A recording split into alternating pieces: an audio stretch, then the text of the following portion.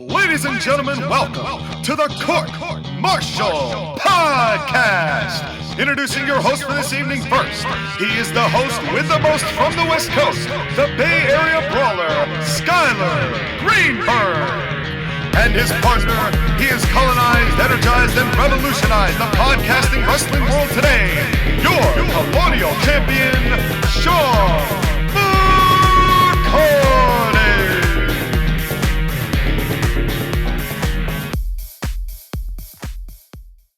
And welcome, ladies and gentlemen, one and all, to Survivor Series 22 review. I am your Colonial Champion, Sean McCarty, joined by two very, very notorious co-hosts, one of whom is hosting his own show simultaneously. We've seen this happen more than once before, and we know you love it out there. We know that people love hearing what we have to say. No matter how quickly we go off the rails, we always find a way to get that train back on track. And the person responsible for getting that train back on track most of the time, the man of the hour, the man with the power, too sweet to be sour. He is the Bay Area Brawler himself, Skylar Greenberg. How you doing, my man? That was a terrible fucking pass interference call. Fuck you, referees. And I'm sure that for those of you who are in the Bay Area, whichever Bay Area you're referring to, I am sure you're feeling the exact same sentiment, because the Bays are having a tough time with the ball that has feet. And speaking of a gigantic ball with feet, we have our other member, because this man thinks he has balls, but at the end of the day, he's more like Larry the Cucumber. And now it's time for Silly Songs with Larry. JoshAgeddon, how you doing, my friend? Sorry, you caught me off guard with Larry the Cucumber. Welcome, ladies and gentlemen, to the Totally Awesome Podcast. I'm Larry the Cucumber. Yeah, you want to talk about how deep that cut is.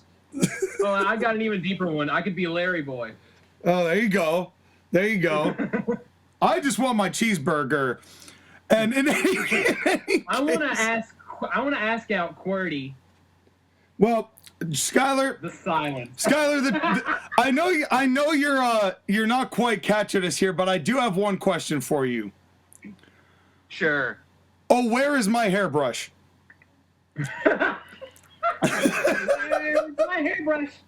Oh, where's Oh, my hairbrush? God. Oh, Well, ladies and gentlemen, you logged on to our Survivor Series War Games review, and we're hitting you with VeggieTales references. that's right. Well, you got to have a healthy dose of that. We're just trying to keep the fans healthy. Sean, not only has this podcast peaked, we have peaked as a species.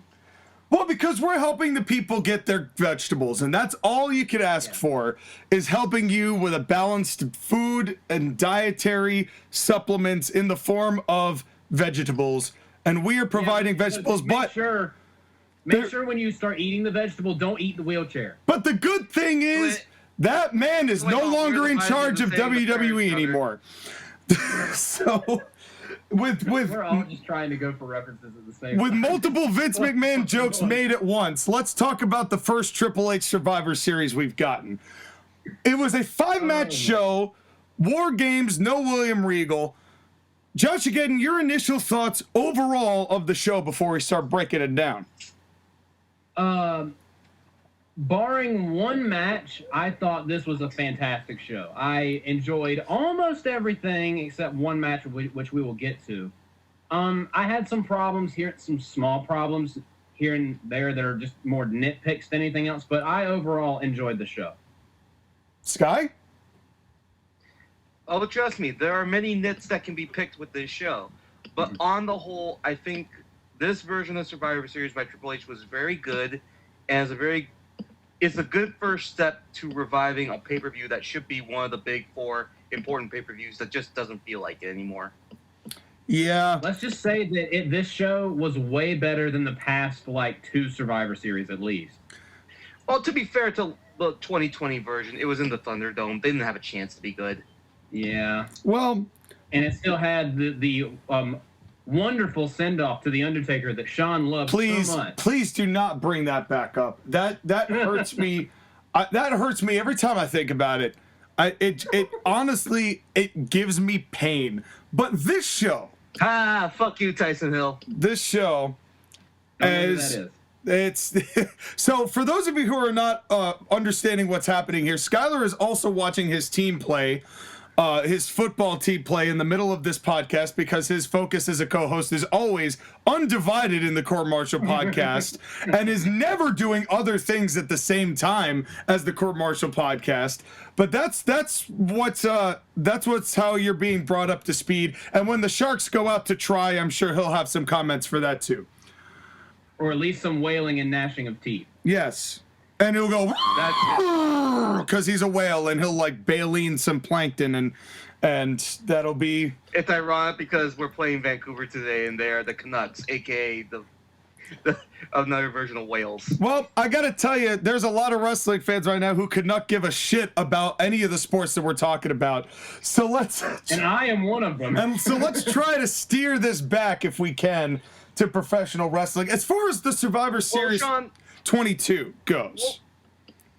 what do you think of Survivor Series 22 overall? I really have one statement, and it's, boy, storylines of substance really help this show, don't they?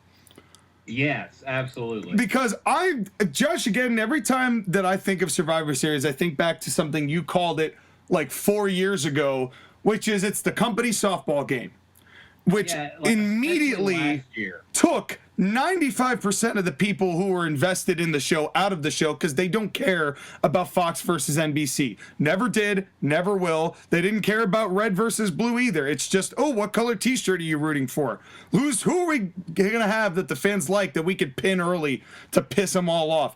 It was so formulaic that it was like, it was fun the first couple times, but after a while it was just the same thing year after year, and it was just like it was more non-canon than the Saudi Arabia shows. The only difference between the last 10 years of Survivor Series and Bragging Rights is that Bragging Rights doesn't sell as a pay-per-view name. Yeah. But that was really the only difference. And in Bragging Rights, at least they got a trophy. Yeah. And we all know how much trophies mean. Paraded around for like 2 weeks until Kane broke it. Yeah. I forgot about that. Kane breaks a lot of things, I'm told. He's done that from time to time. But we've got a very interesting show. It started out, I think, with the great Aussie intro, which was a nice throwback as far as the song is concerned. I thought it fit the theme well. It was one of the first times that their intros really wrapped me into the show as far as Aussie being there. And I thought he returned to London, but I guess he's like, I don't care, War Games, fuck it. Unfortunately, they couldn't get him there in agree. person. I'm so sick of all of WWE shows starting with the modern poppy sounding music that just makes it sound, modern. I've missed wrestling shows starting with just some rock and roll. Yeah, and Ozzy was a perfect guy to kind of sell that. And it was just nice to kind of feel like that old school vibe a little bit to it. Now, that immediately was dispelled during this opening match. But that's just from my perspective. It's the Women's War Games, and I'm going to leave it to Sky to name all the participants. I couldn't be bothered to write them down. Okay, so it's Team Bianca Belair featuring Bianca Belair, Asuka, What? Alexa Bliss, Mint Shin, Mia Yim, and a returning Becky Lynch versus Team Damage Control led by Bayley, Dakota Kai, Io Sky, Rhea Ripley, and Nikki Cross. Well, What is this Michan business? Why? They tried to rename her. It went poorly, but they're like, well, let's try to keep it on somehow and see if it catches. They basically So dumb. Basically, they're like, we're going to change her name, and then they realize, that sounds stupid, we'll just make it her nickname. Well, thank God she wasn't named Chris, am I right? Think about it. Think about it. Think about it. Oh, no. And that is how we are starting this show. My soul. Ladies and gentlemen, look up Chris Chan. You will not be disappointed. Yes, you will. You will be incredibly disappointed in humanity. You'll be enthralled, and then you will begin to wonder if humankind was not a mistake. Oh, man. Well, Jesus. another thing. Veggie Tales, and from Veggie Tales to Chris Chan. Welcome to our podcast. Well, speaking of things that were mistakes, I did notice that they, when they read off the rules for War Games, they didn't actually read the rules. They posted up the rules, and then Michael Cole's like, all right, well, there are a lot of rules for War Games over the years. Here are ours, but I'm not going to read them. So you read. I hope you can read.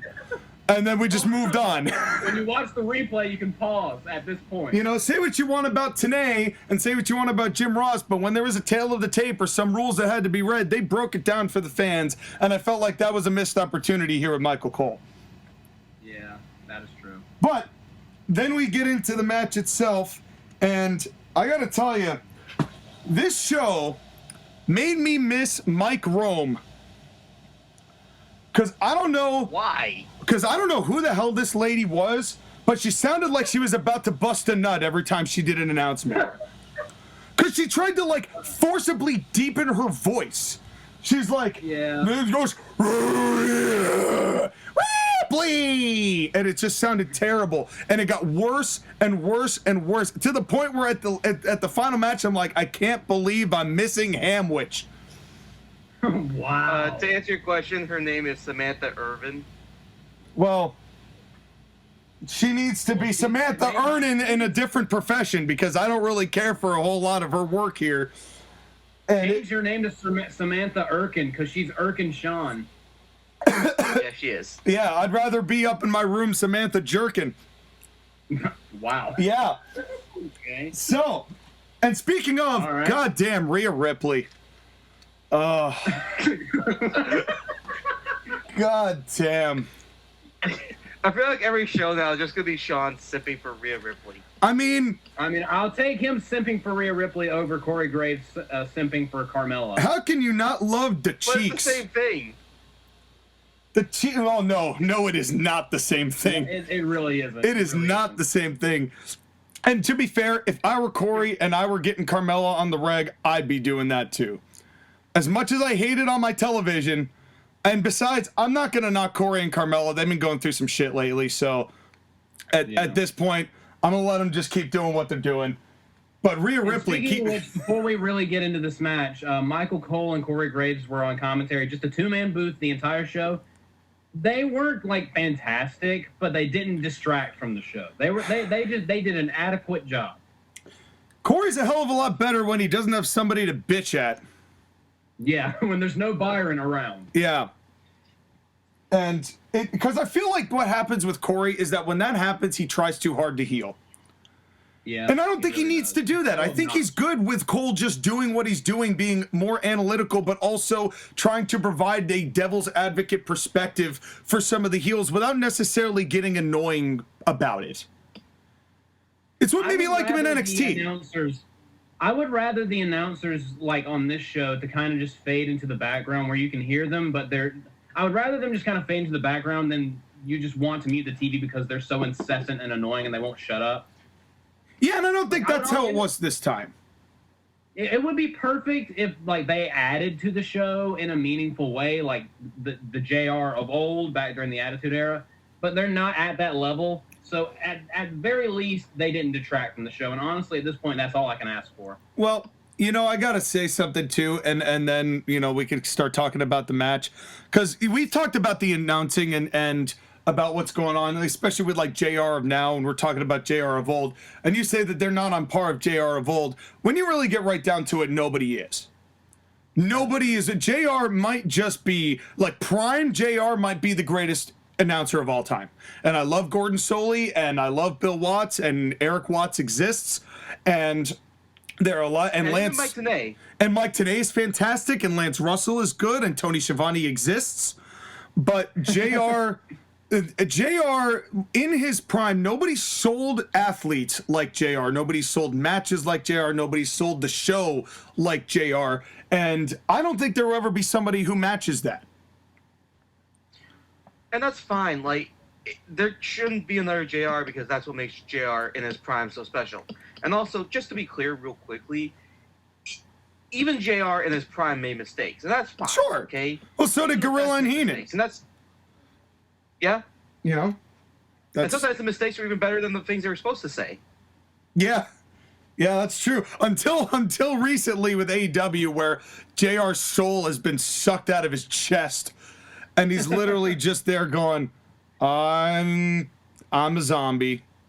I was JR. Yeah. Now I'm here. I don't even know anymore at this point. Let's But we start talking about the wrestling. The thing is, we could talk for another, let's see, where are we at? We're at the 17-minute mark. We could talk for another 25 minutes, and this match will still be going on. This match took forever. Holy Christ. And they did everything. This was an AEW match. This is unrestrictions. This is why Shawn Michaels cussed out fucking the Hurricane during a Raw taping when Hurricane did a choke slam and Shawn and Kane were in the main event. It's because of bullshit like this. Look, I love these women, but this match was a whole lot of a lot where it didn't feel like it had a whole lot of weight. It didn't really matter until the final, 2 minutes of this matchup, what anything had happened up to this point. And I like a lot of the women in it, but a lot of the women in it looked worse for this match. It brought the worst out of them where it brought the best out of the men. And this is no knock on the women in WWE because they have quite a few that I like, and you two both know that I like a lot of women's wrestlers in WWE. But this show made women's wrestling in WWE look bad. I didn't hate this match as much as you, and I'm not saying you hated this match, but I actually kind of enjoyed it. Although I will say they did way too much in the opener, and it went on way too long. Just good God. Here's the thing, is that the timing of War Games, because there's a 5-minute thing to start and then every 3 minutes and everyone comes in, naturally the match is going to be long. And that's fine, it's whatever. You know the timing of the match is going to be forever. The problem with this is that this is a modern War Games match. Because NXT, as much as the War Games matches were good there, had the same exact issue of let's get a bunch of spots in there, let's get a bunch of weapons in there, and the story doesn't really matter. Yeah. And, it's something I've said before. I've said it for every goddamn gimmick pay-per-view this show has had since we've started doing pay-per-view reviews. One match is all you need if you're going to have a gimmick pay-per-view. One War Games. Not two. Yeah. Money in the Bank. One Money in the Bank. Not two. Either the men or the women. I don't care which. Genuinely don't care which. If the story's good for the women, do it with the women. I'm not going to say one or the other. I don't care genuinely. The story's got to be there. The first line I said in this Survivor Series 2022 list was, well, War Games is nice, but I bet I'll want just one match of this gimmick after it's all over. At the end of this match's notes, I wrote down, this had way too much and went way too long. One of these matches per show is plenty. Wow. All it took was one. Now, this would have been better if this was like the traditional 5-on-5 Survivor Series match. Yes. Yeah. And I wouldn't have minded it if it was. Because then it would be different gimmicks for the men and women, and the women could still do a lot of the things that they were allowed to do, just without the weapons to get involved, so the men could have some weapons. Yeah. And if the men were going to do what they were going to do anyway with the tables and the chairs, nothing in this was necessary. Yeah, and because they blew their wad during a lot of the spots in this match, especially the finish with Becky Lynch, when we got to the men's War Games match, when they were doing table spots, they got a little bit of a reaction, but could you imagine the reaction it would have gotten if we had not already seen table spots? Yeah, exactly. And this is the thing that... No, go ahead, Sky. The problem is that the modern fan base has been trained for the expectation of quota spots. You can't go back, unfortunately, just with this group of fans because they expect these hardcore weapon spots. They expect all these things to happen. Which is why it would be so much more meaningful if they could show some goddamn restraint. And I disagree, Sky. You can retrain the fans, but you have to take some shit away from them first so they can get mad at it and wait for it to show up the next time. Exactly. And they have no restraint. You just have to have the balls to stop doing this stuff. Yeah. At first, fans will be pissed and be like, "This show's boring. No one went to a table. I want my table. Wait, my table." But this, yeah, you'll have a little bit of that at first, but after a while, you stop. They're less exposed to it, and then when you have an opportunity to actually do it and have it mean something, then they're like, "Oh, yeah, a table! Oh my God, there's semen everywhere." Yeah, I mean, how many times are we desensitized with the all right, cue the announce table spot, all right, cue the barricade spot, every pay-per-view, here we go. Where's it going to show up? Where you can predict when it happens. Yeah, and that was the thing. I'll say this though, they did subvert one spot that I thought they were going to do, and I was going to roll my eyes. They subverted the Tower of Doom. Because it took too damn long, and they knew they had to improvise. When they started putting everyone on that one side of the wall, and I was like, "Oh my God, why did they have to do a Tower of Doom spot in every single multi-man match?" But then they did. Well, the thing was, I would say that the match was already kind of falling apart before the weapons even got into the equation. For example, the stuff at the beginning with Dakota and other female Bianca was okay.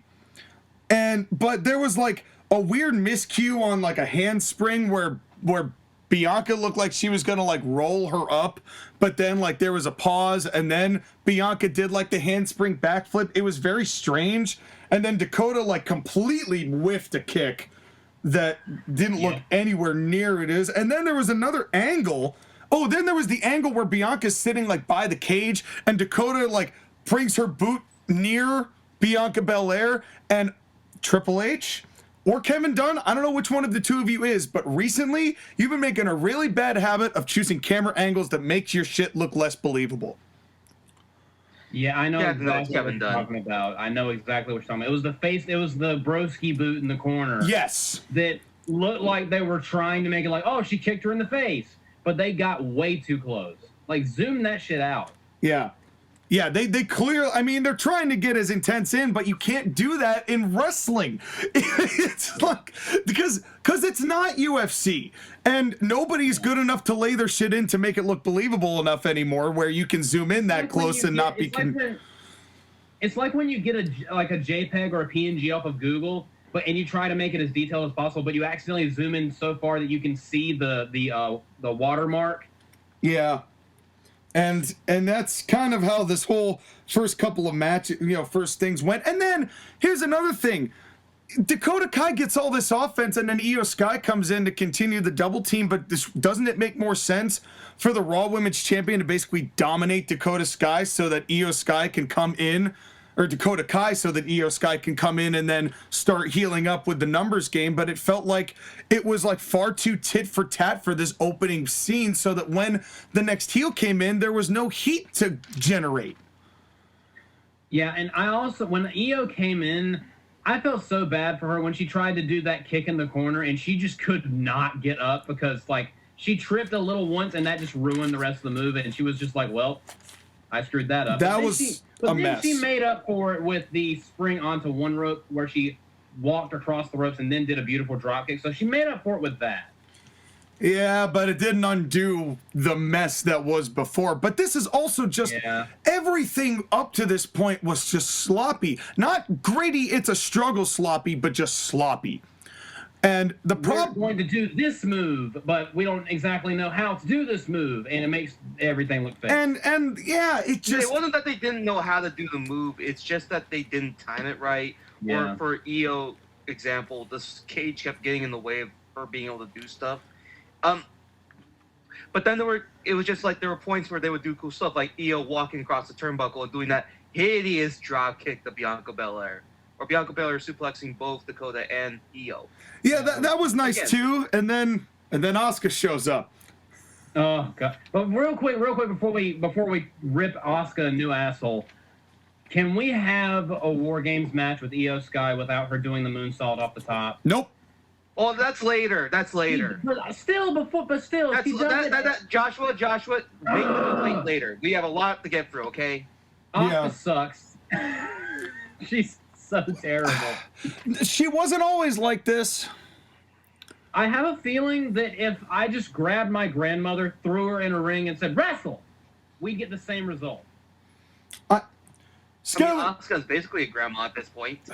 She wrestles like one. The thing is, it's like her and Io Sky did this whole basically a 90 seconds of a women's New Japan match or a women's Japanese match for 90 seconds, and the crowd went, okay.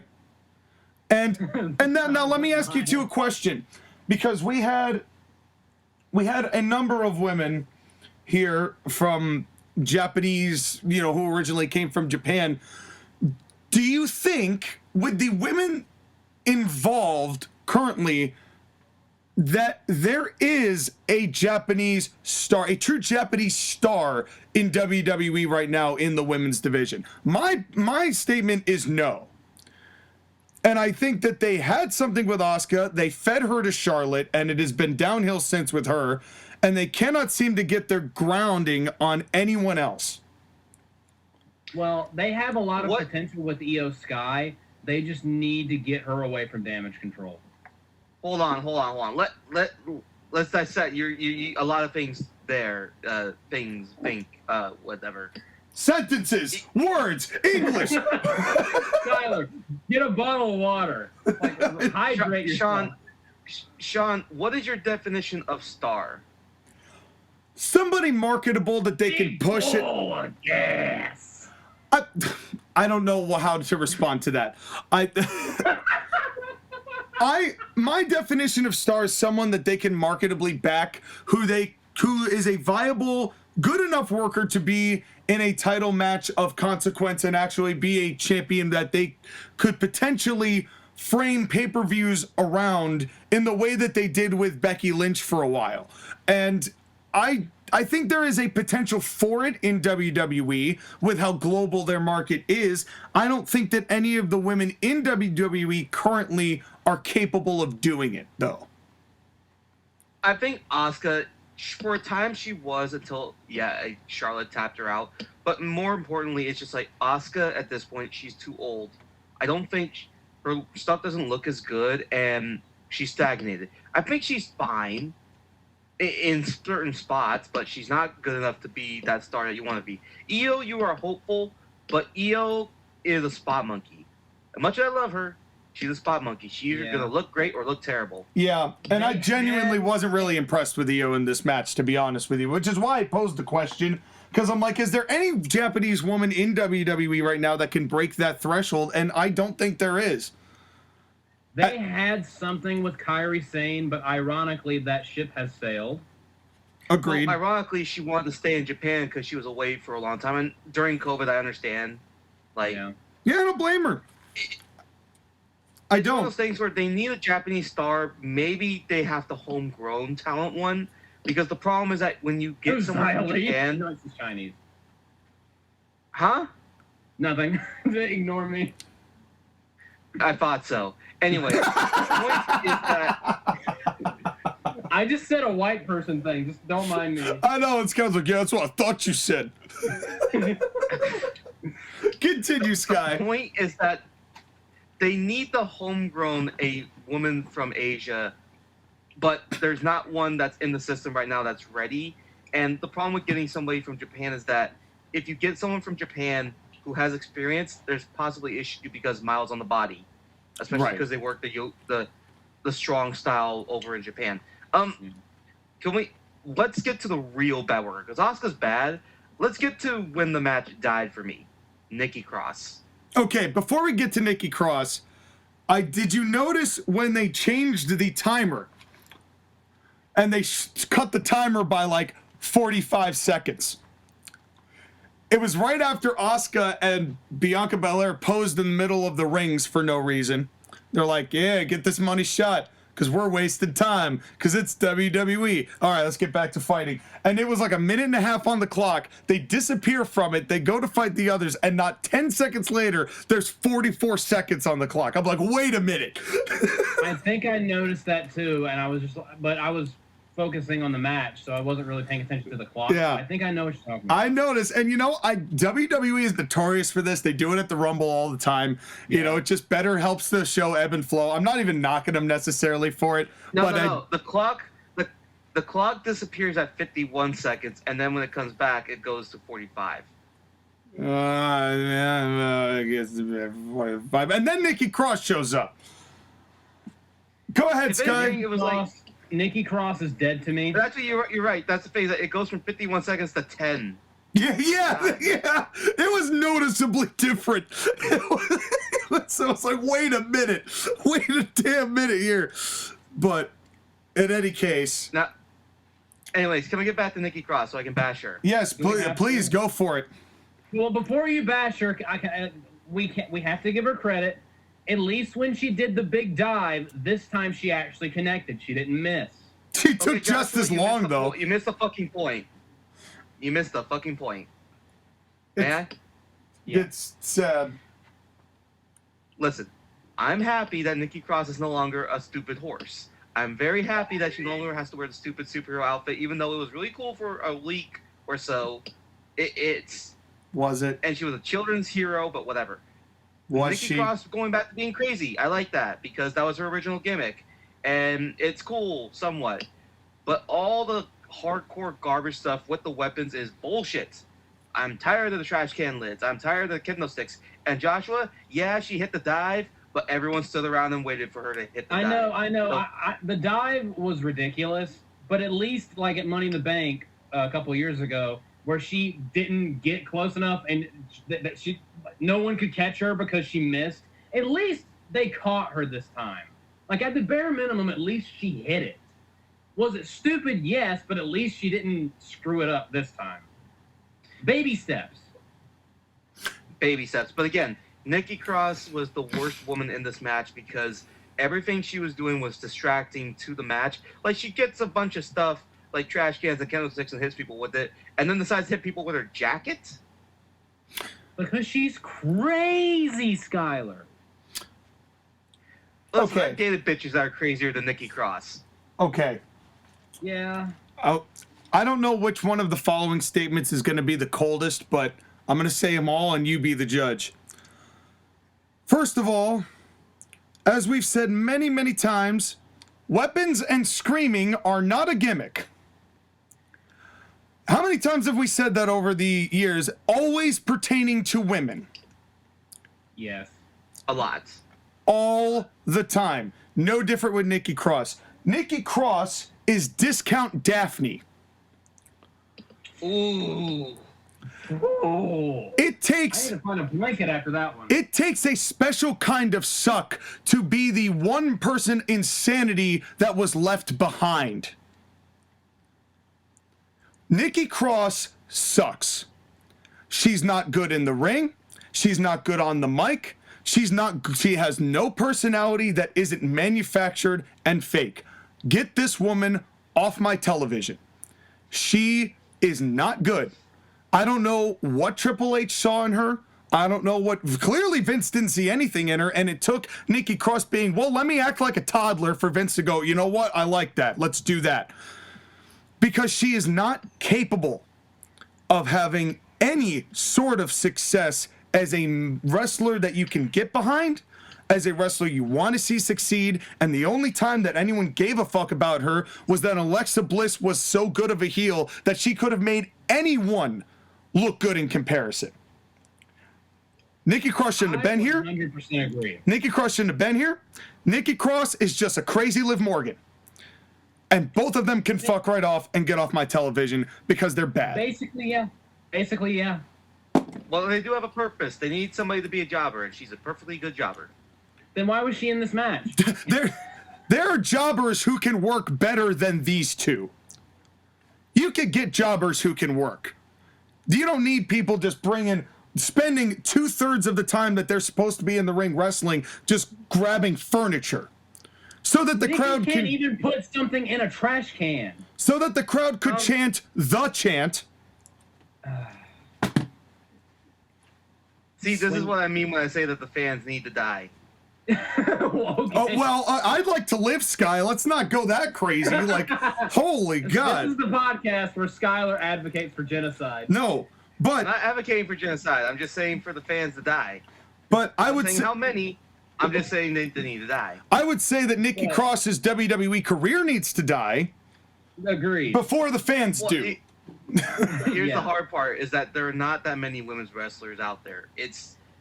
The pool for men's wrestlers is shallow. The pool for women's wrestlers is even more shallow. Then might I make a suggestion on behalf of people who are trying to run these wrestling promotions? Equity is more important than equality. And what that means is that just because you're a lot of women's wrestlers doesn't mean that every women's wrestler should be a women's wrestler on your show. Which means if you have a women's roster that has half of the people that the men have, but those women are good wrestlers, then you may only need 7 or 8 people in the divisions total. By the way, 1 women's title. We're combining the rest of them. Just do it with all of them. Just we don't need this anymore. Like, just merge it. You don't have the depth. You may have people, but you don't have the depth. And if you cut every woman on this roster, save for the horsewomen, Bianca, Rhea, and maybe like 5 or 6 prospects that you're in the middle of working, this division would hit 1,000 times better. Exactly. But it's all about the value of those people, not just having warm bodies on the show. Equality doesn't mean shit if all the women do sucks. It makes all the women look worse and further proves misogynists right when they say that men are better wrestlers than women, which is not true, but it fulfills that narrative when you do shit like this. There are more bad female wrestlers on the roster than good female wrestlers. And that shouldn't be the case. And No. it makes the entire show look amateur hour. Yeah, but I'll say this: at least WWE has a better females roster than AEW does because they've actually put the investment into it.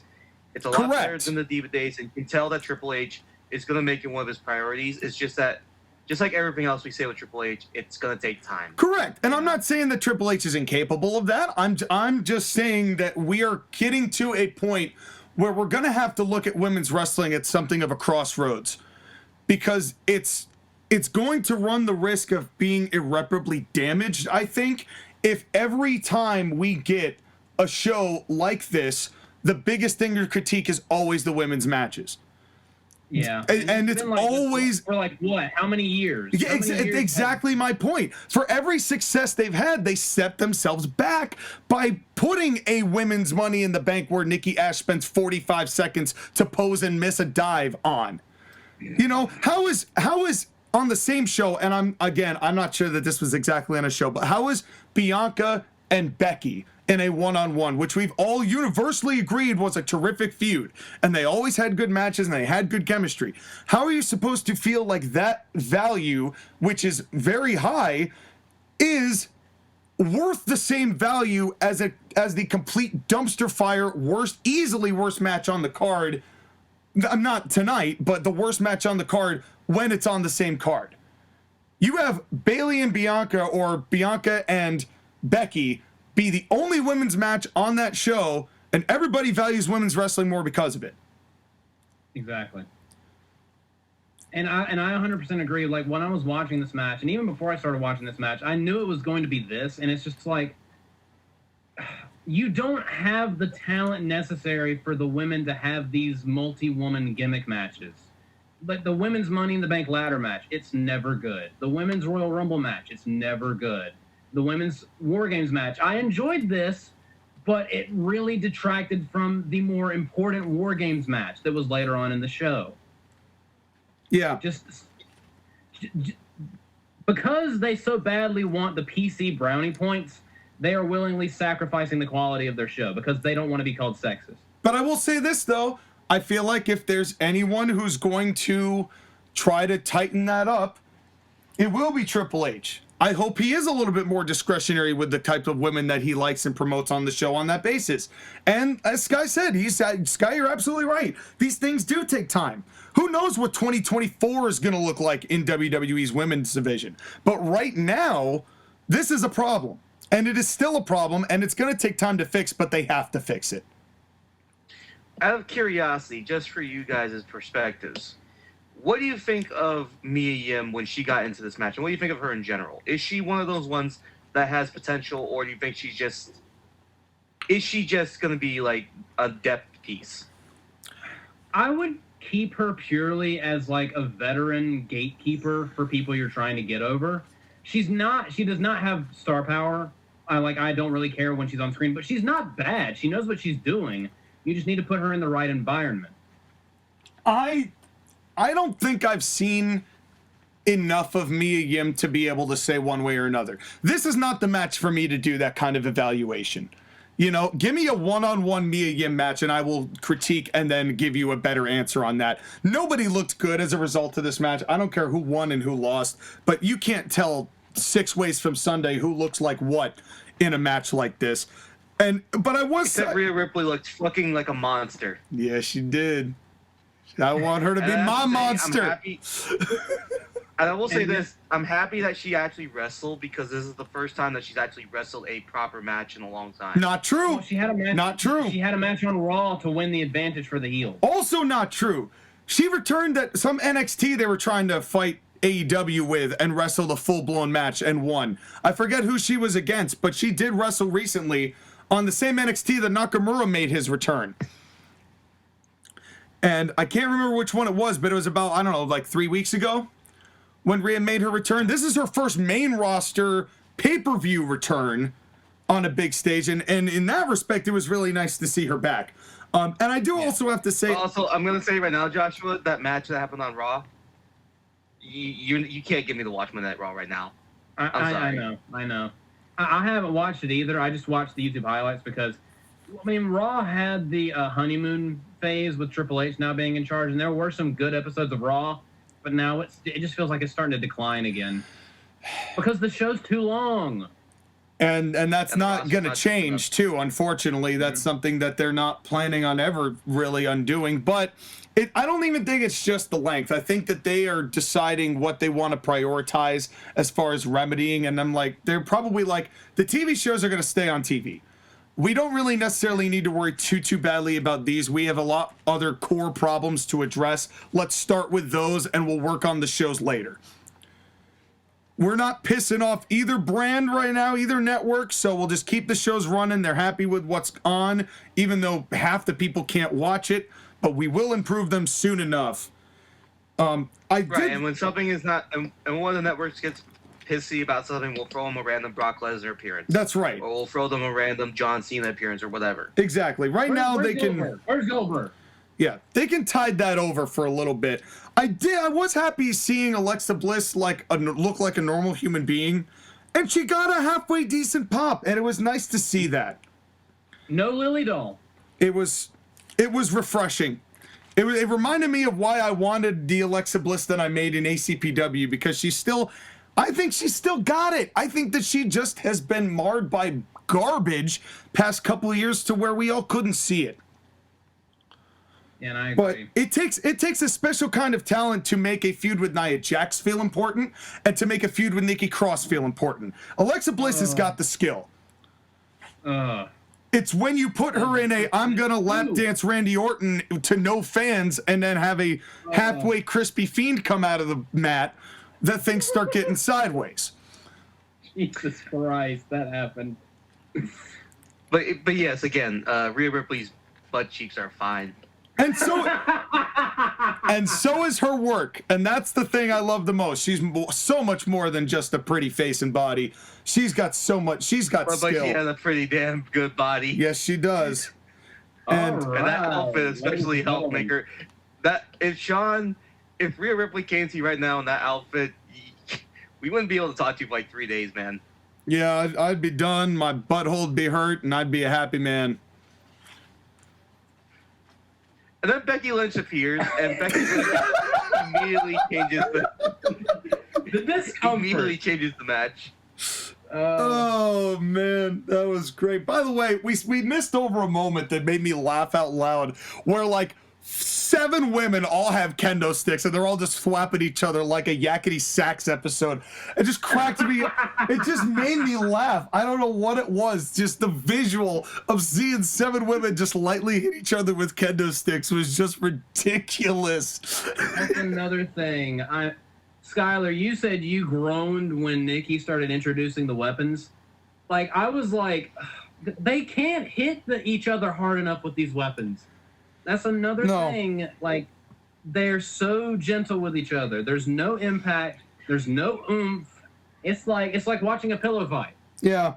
And also, fuck Tommy Dreamer and the Sandman for ever bringing kendo sticks into the equation of pro wrestling. If I never see a kendo stick so long as I live, I will be a happy man.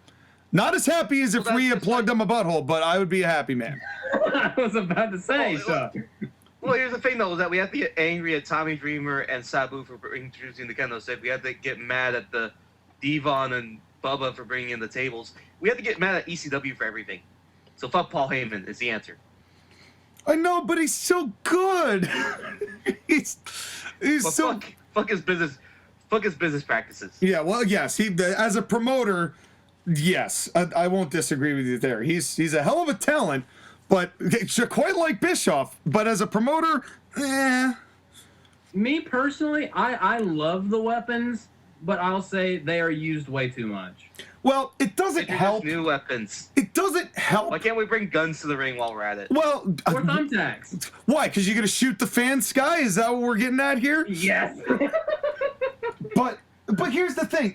But I wouldn't have a problem with the weapons if these matches and the show wasn't so sterile.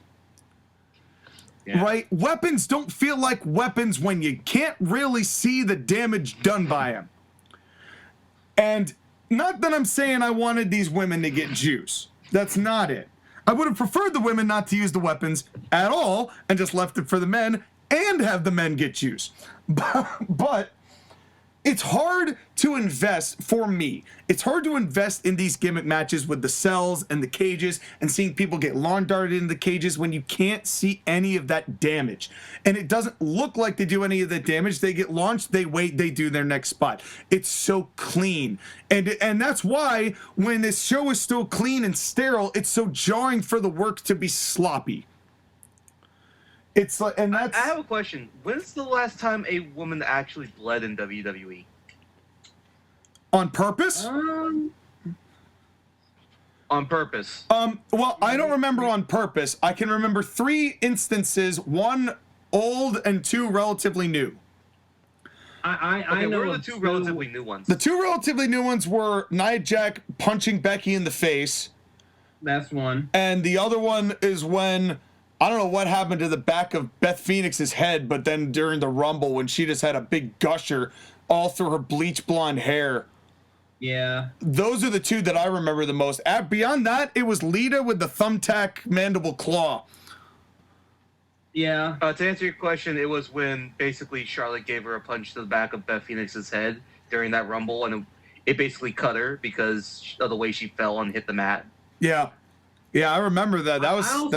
There was also an episode of Main Event where I think it might have been Dana Brooke versus someone, and she got her head, like, she got kicked in the back of the head, and she head-butted the ring post, and it split her open. Oof. And also, let's not forget the last time a woman bled on purpose was when Shayna Baszler became a vampire. Oh, yeah. The Twilight Saga. Okay, do not mention her. Do not mention her, please. Yeah, because Shayna Baszler right now in ACBW is a badass champion, but for some reason is the lesser MMA fighter of 2 shitty MMA fighters. But Sean, you've got to. She's got to be thirsty. You got to let her bite someone. She's thirsty. You don't want her to die. Well, She's a vampire. Apparently, death Let her wishes are bite just Rhea on the Ripley table while here we're in at it. Make it hot, at CMP least. today. So, in any case, we get to this thing. They do this Tower of Doom that they were getting ready for, and at this point, as I was watching the ref, as I think it was Nikki, I forget who it was.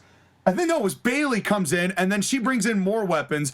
And seeing the ref there, I'm like, they ought to be wearing bellhop outfits. Like, they're not refereeing. He's literally just opening the door, going, "Okay, do whatever you want." All right, I'm gonna close the door now. Okay, I'll wait for the next person. More weapons. Yeah, it's literally like, why is he even in a ref's outfit? He literally should have a fez. I think Bailey is the one that brought in the tables. Yes. But what was the purpose of having that referee outside? What was he doing? Holding the door. Holding the fucking door. Table, but they hardly ever used it. Yeah, they used it for the finish. Yeah, which at this point, I mean, I don't know what was up with Rhea's spray paint sideburns, but yeah, that was. They are so determined to make all the attractive women in this company look hideous with the makeup. And I think Ronda Rousey just recently made a comment about it too, going like, "Oh, we'll get to Ronda's makeup later." I'm like, what the? Even she was like, "What the fuck are we doing here? Like, what is this makeup? Like, it makes every woman's natural beauty look like a goddamn Yu-Gi-Oh card." That's a direct quote, you know, because Ronda Rousey plays a lot of Yu-Gi-Oh, and out there on. By the way, we can now make fun of the fact that Io Sky has to jump off the cage every single War Games match. Stop doing it. Like, at least she didn't have a trash can on her head this time when she did the moonsault. But Io, find a different spot to do. Please. And then Nikki Cross and Alexa Bliss do this stupid thing with handcuff that I just like. Oh, you mean my eyes so far? The Undertaker said hello. Well, that spot with the handcuffs was so random, and nothing came from that. It was just, why bother? It literally was just wasting time. Well, before we get to that, can we just take a moment to talk about how great Rhea Ripley's selling is of that mist that you couldn't see? And yes, but boy, Rhea sure looked like she got it, and her selling it like it's just so good. Every little small piece of body language she's got is great, and it's just it's wonderful. Then now we do the fucking handcuffs. We're 45 minutes into this debacle. Well, actually, before the handcuffs, we had another one of my least favorite spots in the match. When they started doing superplexes from all four of the corners. You mean 4 out of the 8 corners, Josh, again? Yeah. Because they weren't even all 4 corners, and they weren't even timed. Two of them did them at the same time, and they missed them. It was like, you do a superplex. You do a superplex. I do a superplex. And then apparently Asuka German superplexes Io Sky, but we don't see it because Kevin Dunn's too busy pointing at something else. No, because they did it simultaneously. And Nikki Cross were doing their suplex, and Asuka went too early. Yeah. Which so already, just kind of on premise, that whole premise is so staged. You know, let's all just prep ourselves up. Let's all get ready up here in the corner. All right, you ready to suplex? I'll just be over here, you know, not actually hitting them, just kind of watching until your suplex is done, and then I'll do mine. You know, it's just, it's so contrived. And at this point, I hated it. We're 45 minutes in. I'm like, fucking hell, like, just end this. And then they get these handcuffs that are bigger than Alexa's fucking head. And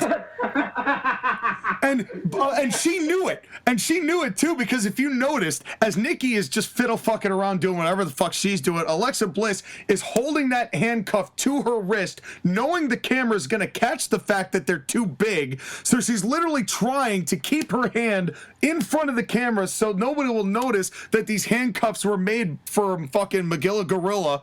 And then fucking Nikki, who gives a fuck what her last name is at this point? Just get off my goddamn television.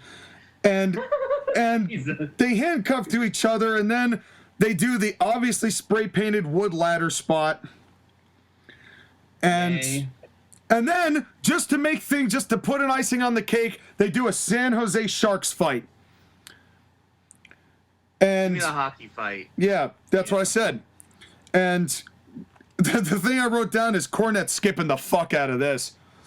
And boy, I was about to fast forward, but I said we had already gotten here at this point. Then they do this finish here where Bianca does a KOD on the cage that just looked bad. Yeah, only Bailey's knees. Wait, hold on. They're playing the Ric Flair theme song at the Sharks game? Maybe. Nobody else is watching, Sky. You are the only one with this information. We're not joining you in watching the Sharks game. I'm still not sure exactly what sport this is. This is pro wrestling. Playing a Space Odyssey. What the hell? I am trying to do damage control on this podcast before it's deader than the damage control faction, which was killed at this show. Oh my God! Wait a second. We forgot to ask the most important question. Was there a collar and elbow tie-up at the beginning of this? Yes, there was. Pleasantly enough, yes, there was. For which I was very thankful. Best part of the match. One on the night so far. It was the best part of the match. Honestly, it was. Because the finish was blah, and the baby faces won, and the crowd was exhausted, just burnt out. They weren't even that excited. They were just burnt out because they did so much, and it was like 50 minutes in before we went to the first commercial. And why any of this? This made nobody look good. This did nothing for the people who were supposed to be the ones changing the narrative around WWE, and you literally beat them into powder. And WWE. And what I thought was going to happen. Stop bookending these shows with these matches. Yeah. Just have one. Now, what I thought was going to happen, what I thought perhaps should have happened, was that they were going to do with Becky Lynch what WCW did with Kurt Hennig in War Games 97. Where he's the last one in, he's the stalwart for WCW, he's returning, he's coming back, they finally get him in, he gets into that ring, he's ready to go, bam, nails Ric Flair. And all of a sudden, he's joined the NWO. How insanely intense would it be if we got to that moment where it's damage control and we got that face apart from Belair and Becky? And I know everyone wants Becky to be a babyface here, but this would have been a time for it. This would have been a time, and I know Becky and Bianca, again, you don't need to necessarily do it right away, but having Becky and Bayley be the ones running a 4-person damage control so that faction isn't completely dead in the water, even with also, tag gold. Speaking of that, Sean, you could even give decent motivation, because remember how desperate Becky Lynch was to win back the Raw Women's title, and then she lost again at SummerSlam? She'd be desperate enough to join Damage Control. Except for the part where Damage Control broke her arm, so why would she join them? That is also true. Well, maybe Bianca Belair broke her spirit, which is more damaging. You can heal from a broken arm, but you'll always live with a broken spirit until you make the moves necessary to heal that spirit. And the only thing that's going to heal my spirit, I tell you what now, is that Raw SmackDown Women's Championship or Raw Women's Championship. I don't care which one you have. I don't care which color you got. I'll take them both from you now, will you? Rip off Bianca's bread and beat her with it. I'm just saying there would have been an opening for that in this match that could have turned the perception of how this match went around, and instead they kind of just stayed the course and they went safe, and I don't like the fact that they went safe. And after a 50-minute match of slog, safe was not the move to go to open up this match and get people ready for it. Yes, okay, hold on. JoshAgeddon, you speak.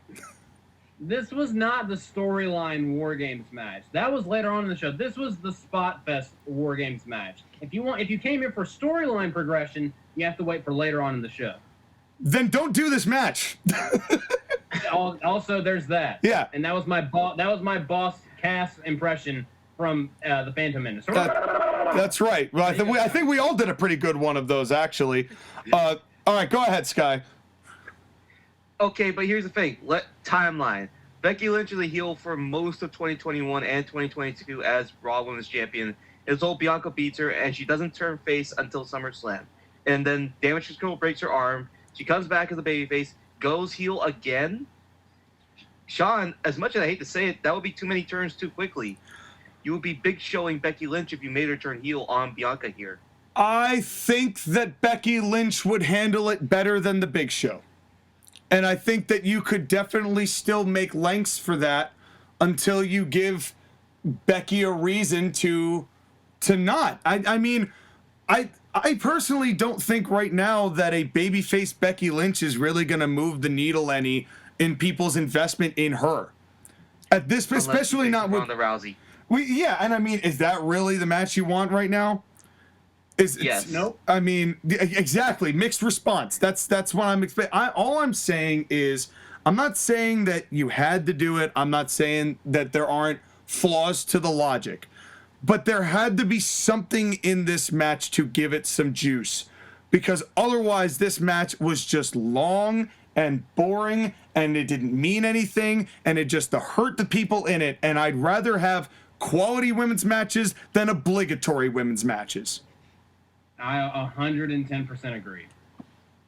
And then we get a nice shot of Paul Heyman in the background with Roman Reigns in the foreground. And I gotta say, normally I don't like the backstage segments that they do. I loved every one they did tonight because they all had a purpose and it all gelled very well with what story they were telling at the last match of the show. Any backstage segment involving Roman Reigns or anyone in the bloodline is gold. It's just depending on the people that are involved and what type of gold you're mining. In this one, it is 50-karat gold because Paul Heyman barely talking, but just his reactions in the background is amazing. It was so funny too. And Paul Heyman has mastered the art of toadying. When he's like, wise man, he's like, yes, my tribal chief. Yes. He just kills me. And I love Paul Heyman. As far as the talent, I love Paul Heyman. He's a religious zealot, and Roman Reigns is his god. Yeah. Oh, I love it. But yeah, Roman Reigns and Jey Uso, they have a conversation about what happened on SmackDown, and Jey Uso seeing Sammy talk to Kevin, and Roman's like, Paul, make the call. And I loved that. And, you know, it put me in a better mood after that whole first thing. And then I'll tell you both, I went into this wanting to dislike it. And when the match was over, I couldn't. Because this was a pretty good match. All things considered, it's a pretty good match. It's AJ Styles versus Gimp Balor. Versus Voldo. And yes, exactly. And when I'm gonna deep cut here with Finn Balor, because everyone knows I don't love Finn Balor, but I will give him the credit. But this made me laugh. He takes the Gimp mask off, and this is the thought that occurred to me. Finn Balor looks like the Shrek 2 video game leprechaun. What? So in Shrek 2, the video game, every so often you run into this little motherfucker who gives like some riddle, or he asks you to like complete a challenge, or you have to pay gold from the so you can pass through the gate, or you can like buy power-ups from him. He shows up in a lot of different areas, but Finn Balor looks almost exactly facially like this dude. And it occurred to me during there, and I was like, oh my God, I can't unsee it now. And then AJ comes in an even more ridiculous looking mask. And I'm like, why? Well, these were their leftover masks from Halloween. I know, apparently. But I do have to say, I do like the fact that Triple H is letting Michael Cole add some history from other companies to these matches to sell the matches. Yes. And it's also hilarious that they were referencing like the original Bullet Club from like God knows how many years ago. And the Bullet Club is desperately... It's literally been 10 years. But the Bullet Club is still trudging along today. Yeah. Reason. Why?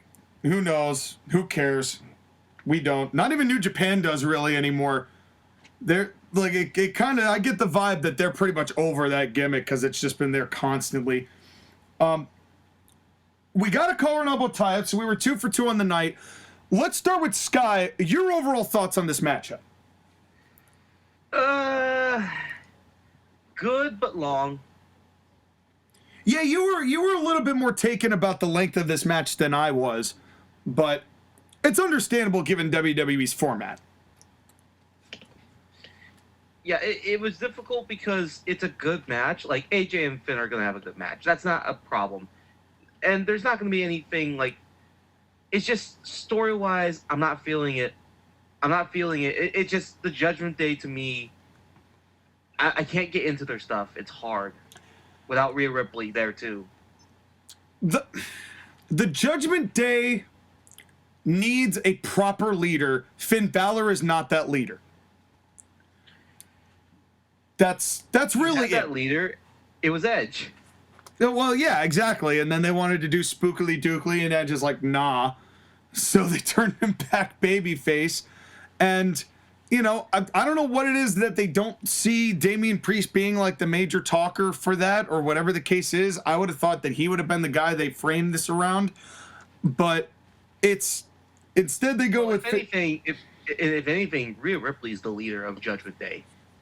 She should be, by all rights, she is, but they're trying to make it Finn Balor, and I just don't see that. But not to take anything away from this match, for what I usually expect out of Finn Balor, I thought this was one of his better outings. I didn't feel nearly as much like we got formulaic Finn. You know, I like them going tit for tat with similar moves through this, but it wasn't as fast paced as these two could have gone. So they did take their time with it to some extent, so it didn't feel like it was going 100 miles an hour all the time, which is what I was afraid would happen. But I don't like the fact that the lackeys just fought off, because that's just lazy.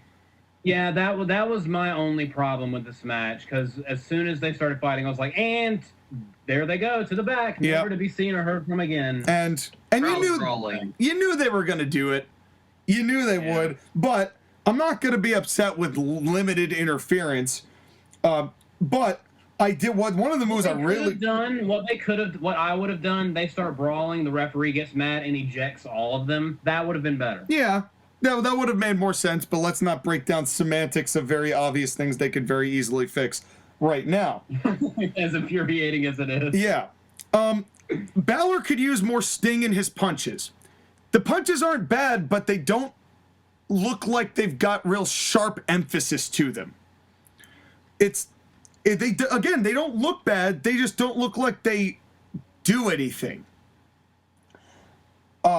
But I do have to say, I really liked the hip toss counter into the abdominal stretch. Oh, that was so good. Like, he just planted his feet, countered the hip toss, and just sank that in. And I was like, oh, that was good. Yeah, that... Also, my favorite thing in this match was Finn's selling of the leg. I thought he did very well selling the leg throughout the entire match. Yeah, pretty much constantly. Everything that he did, he would favor the leg, and you could tell that it wasn't having as much impact as he wanted, basically giving AJ the advantage through the entire match. Yeah. And that was, I give Balor credit. Like I said, this is one of his better outings for me. But in general, we need fewer suplexes into the turnbuckle. Yeah. It's over. It's dead. Like every other move on the planet, it's dead. Yeah. Let's do it less. Okay, shape up. One thing real quick that another thing that I liked, usually in like big grudge matches, they'll do each other's finishing moves. They didn't do that tonight. I mean, Finn teased going for the Styles Clash, but he didn't get it. Yeah. I love that they started using each other's regular moves. Well, yeah, that's kind of what I'm saying. Is like you'd get one, and then the other one would come back, 2 minutes later. Later in the match, he would come back with it. So it wasn't necessarily like right after the first person did that move. Mm-hmm. They would wait a little while. Almost reminded me of how Brett would place his shit in different spots throughout every one of his matches, and I respected that from these two. I do have to say, Finn did that reverse DDT elbow swipe that he does, and then later on, AJ Styles went for his moonsault DDT, which always looks gorgeous. But he stopped for a second, and then, just to be a dick, did Finn Balor's move out of that. Yeah, and I loved that. Yeah, and that's kind of what I'm talking about. AJ doing the Pele kick, followed by Finn Balor doing the Pele. Oh, I also love that spot. Yeah, and because they built this very well, I have to say. And, again, a lot of my criticism about Finn is not necessarily that he's bad in ring. He's not. He's quite good in ring. It's other things about him that I don't really care for. But I really didn't have much to say about this match. I didn't write a lot down because there really wasn't a whole lot to critique. Because all in all, it was pretty solid. I will say, though, Finn Balor slamming AJ's head on the calf crusher is not nearly as effective as when Brock Lesnar did it. Yeah. When Finn does it's like when Finn does it, it's like, oh, he's getting out of the hold. When Brock does it, it's like, dear God, someone go in and save AJ before he dies. Yeah, it's like fucking Lenny holding the puppy in Of Mice and Men. Oh God! Jesus Christ! Yeah. By the way, can we get That's a deep cut. Yeah. Also, can we go ahead and make the women look like shit again? Go for it. No, you mean moving on? No. I mean, the women get all these weapons and like steel cage, and it doesn't look like they do anything. Finn Balor and AJ Styles wrestle a regular match, and Finn gets some nasty bruises on his back.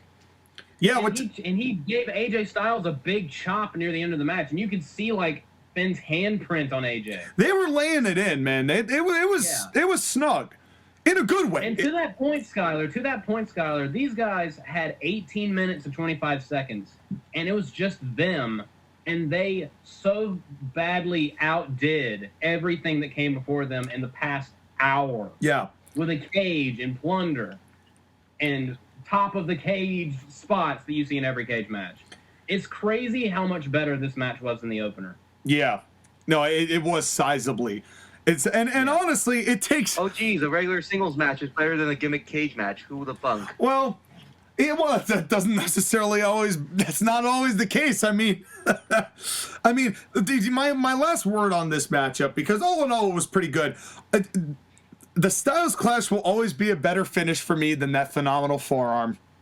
Agreed. But I will say, it didn't come out of nowhere. It was kind of like, I loved the finish because it just felt like, oh, AJ got the advantage, and then he hit his move, and then he won. There was no like, oh, he countered his finishing move to hit his finishing move, and then he won. Right. It's not a kind of finish that they normally do in WWE matches.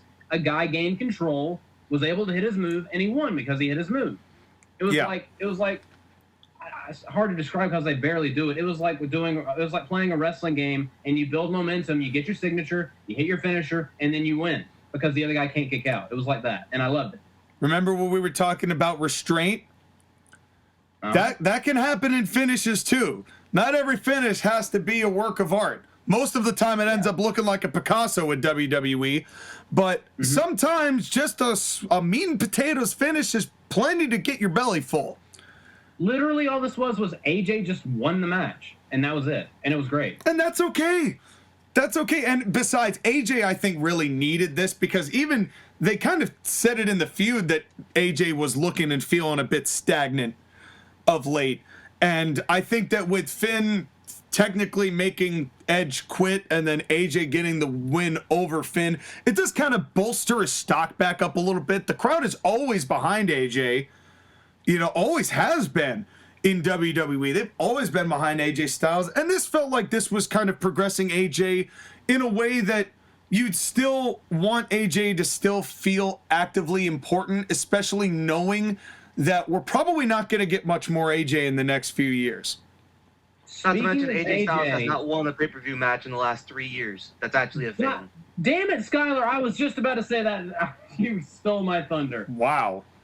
How dare I try to outstat the statistician? Well, when you can't outstat me, 18-25-second man. Well, when you're stuck in fucking Omos purgatory, what the hell are you supposed to do? Yeah, that's true. Speaking of purgatory. All right, well, it's purgatory for you, but this would be hell for me, which is why I didn't watch it. So I'm going to let you two talk about this match. I saw who was involved, and I put in big, bold letters, oh, hell no. I'm not. Oh, I wasn't watching this. I didn't see the clip of the botch. I don't care. I'm not going to care. And there's only one thing worse than the ever since I was a little girl storyline, and that's I've been bullied my whole life. Fuck you. Everyone's been fucking bullied. It's high school. Everyone's a bunch of catty bitches in high school. So I don't want to hear it. It's a sob story that everyone goes through, but it's not relatable anymore because nobody who says it actually, whether they've had it go through them or not, nobody's believable in saying it. And you think I'm gonna find sympathy for you facing Ronda fucking Rousey when you drive a toy tank to the ring? Go fuck yourself. I said no to this whole thing. I don't regret saying no to this whole thing. So Sky, for this match, the floor is yours and JoshAgeddon's. I'm gonna calm down. I so badly. I don't even need to say much about how much I can't stand Shotzi because you just summed it up perfectly. She's I know that Skylar said when I said that she was like a gothic or emo Liv Morgan, and Skylar of course was like punk rock. Same difference. Who cares? Same difference. Who cares? They are the lame gothic dorks that we have to deal with in high school. Like, I had some gothic friends, but they're always like, no one understands me. I hate my mom. Yeah. It's a gimmick. It's a brand. You make people that genuinely feel these things feel like it invalidates that experience because you're wearing it like a Halloween costume. Wow, I bought a $48 pair of skinny jeans and I got a My Chemical Romance t-shirt out of a grab bag at Hot Topic. Look how edgy I am. Fuck you. Yeah, Shotzi is one of those dumb high schoolers that thinks that they're so edgy. It's just that she's never grown out of that. It's like, I can translate this into a gimmick in wrestling. All she's missing is a can of Monster. Don't you ruin Monster Energy. I mean, Shotzi Blackheart looks like a Monster Energy can. Wait. I drink them. I had one today. I swear to God, if I turn on down and Shotzi has some kind of Monster Energy brand deal, I will kill myself. Sky, that was great. Sky, I don't know whether JoshAgeddon even heard that in passing, but that color is the Monster Energy logo. You're right. You're so right. She has she wears black clothes and she has tattoos all over because she does look like a humanoid monster can. Yeah, JoshAgeddon, let me ask you a question. If she comes out in a mini tank and it's got the Monster logo on the side, would that influence whether you drink Monster going forward? That would influence whether or not I see the rest of my life, because I might just climb on top of my roof and jump off. Okay, let me add to that. Let's say that she's got the green Monster slashes going down, and then Ronda Rousey came to the ring, and instead of her usual wingtips, she had the blue Monster Energy logo on the sides of her face. And then literally every other wrestler all night literally has the Monster logo somewhere on their face, and the show is promoted by Red Bull. Make it happen. Can we go back a second? This pay-per-view will be called Heartstopper or something like that. Yes. Welcome to WWE Ginseng. Can we go back for a second? You want to know the reason why I want to protect goths and not give them that distinction? Because Rhea Ripley is a goth and she's fucking hot, so please. Well, I can buy it from Rhea Ripley because she's like legit. She doesn't drone on about how gothic she is. Yeah, she's just is. And she's like, I'm Rhea Ripley, I like this, and I'm also me. Yeah, I'm cool. And I also have to say, just kind of to add on top of that, there's a huge difference between true goth and poser goth. Or emo goth, which is a completely different subsection where it's like, the goth is like, I'm dark and I like being dark, but I find that a lot of goth people are genuinely happy. And then there's emo people who are just like, I'm goth and sad and I look goth and sad because I want the attention for looking goth and sad. And that's what Shotzi is, and that's why I could not have given a single fuck about this match. All right, have fun, boys. And that was before the match even started. That was just on seeing the title screen of the two people involved. That was before. Dude, I had to park because I was outdoor dashing last night when the show was on, and you guys were live reacting to it. Your message to the group chat was like, "Wait, this is a match? Why? Who booked this?"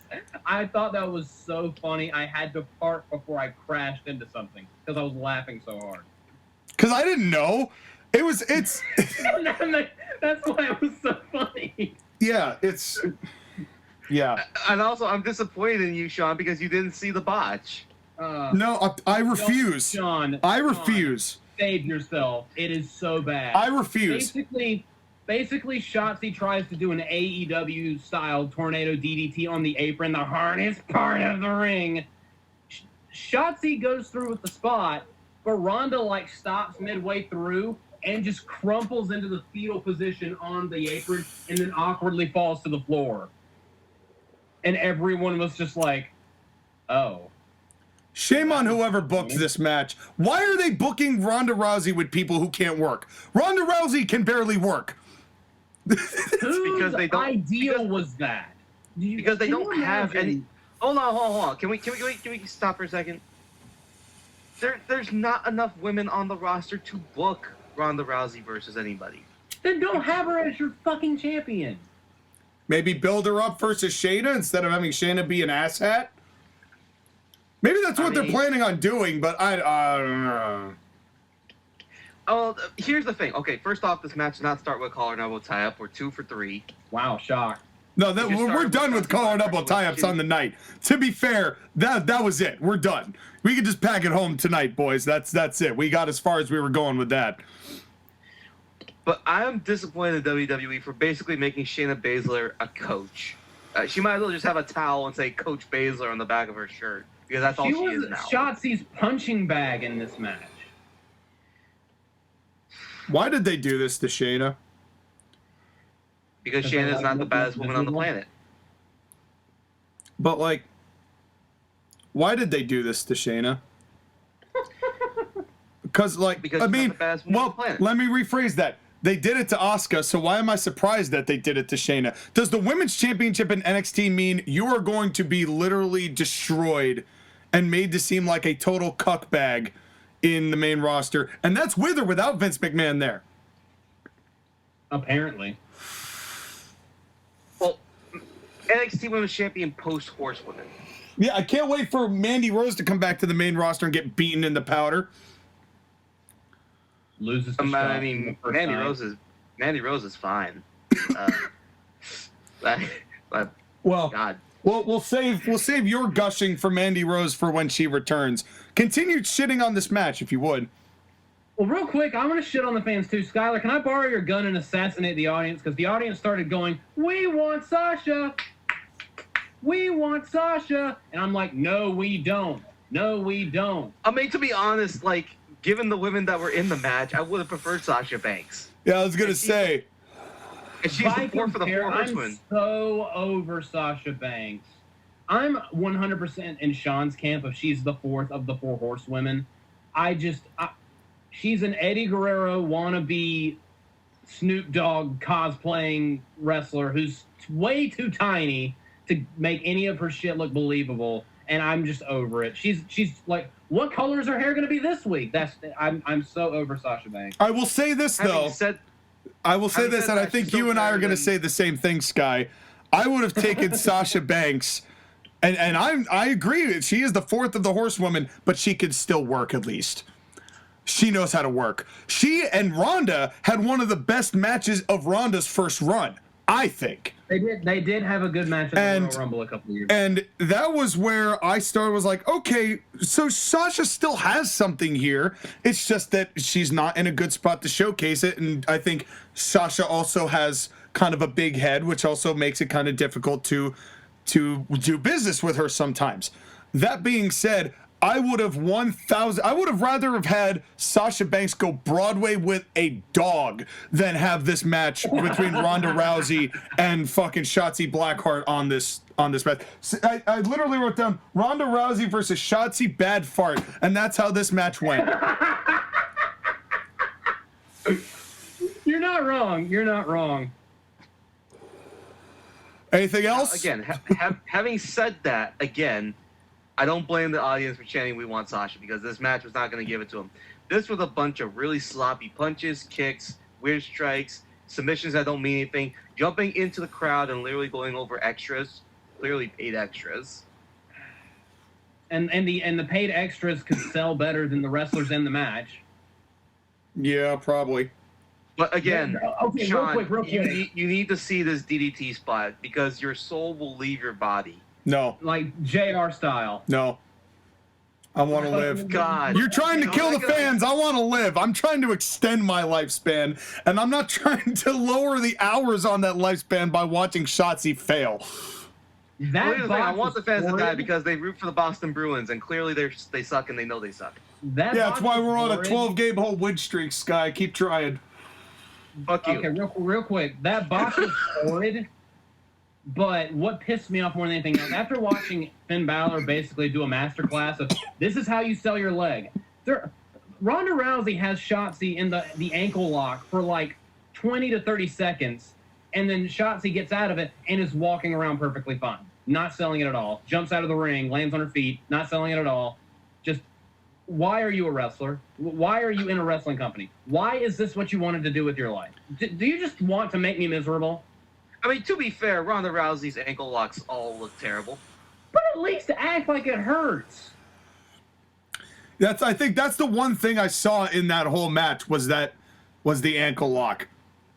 I think that was it. And the selling in this match was atrocious. Also, the wingtips. She needed a wiffle ball bat, did Shotzi. That's the state of our SmackDown Women's division. And everyone shits on Charlotte, but Charlotte was at least consistent in her boredom. Like, just make sure Charlotte doesn't do a moonsault and you'll be fine. Which, by the way, I want to make a point here because Skylar mentioned it to me, and actually Skylar saw it before I did.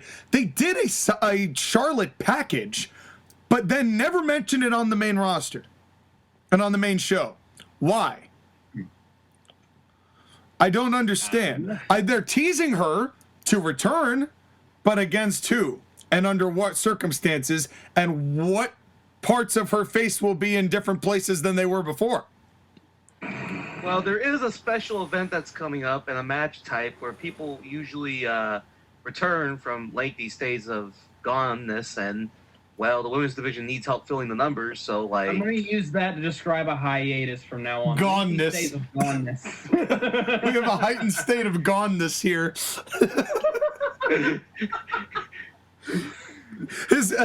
Oh, sorry to hear about your dad. Yeah, his just goneness went full blast. He went full goneness. Look up hiatus in the dictionary. A lengthy stay of goneness.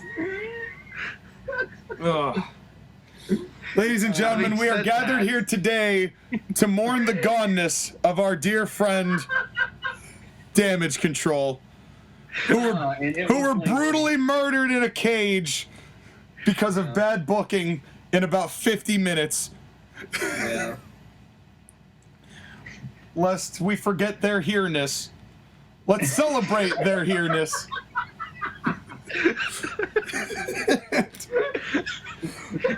Fuck you, both of you.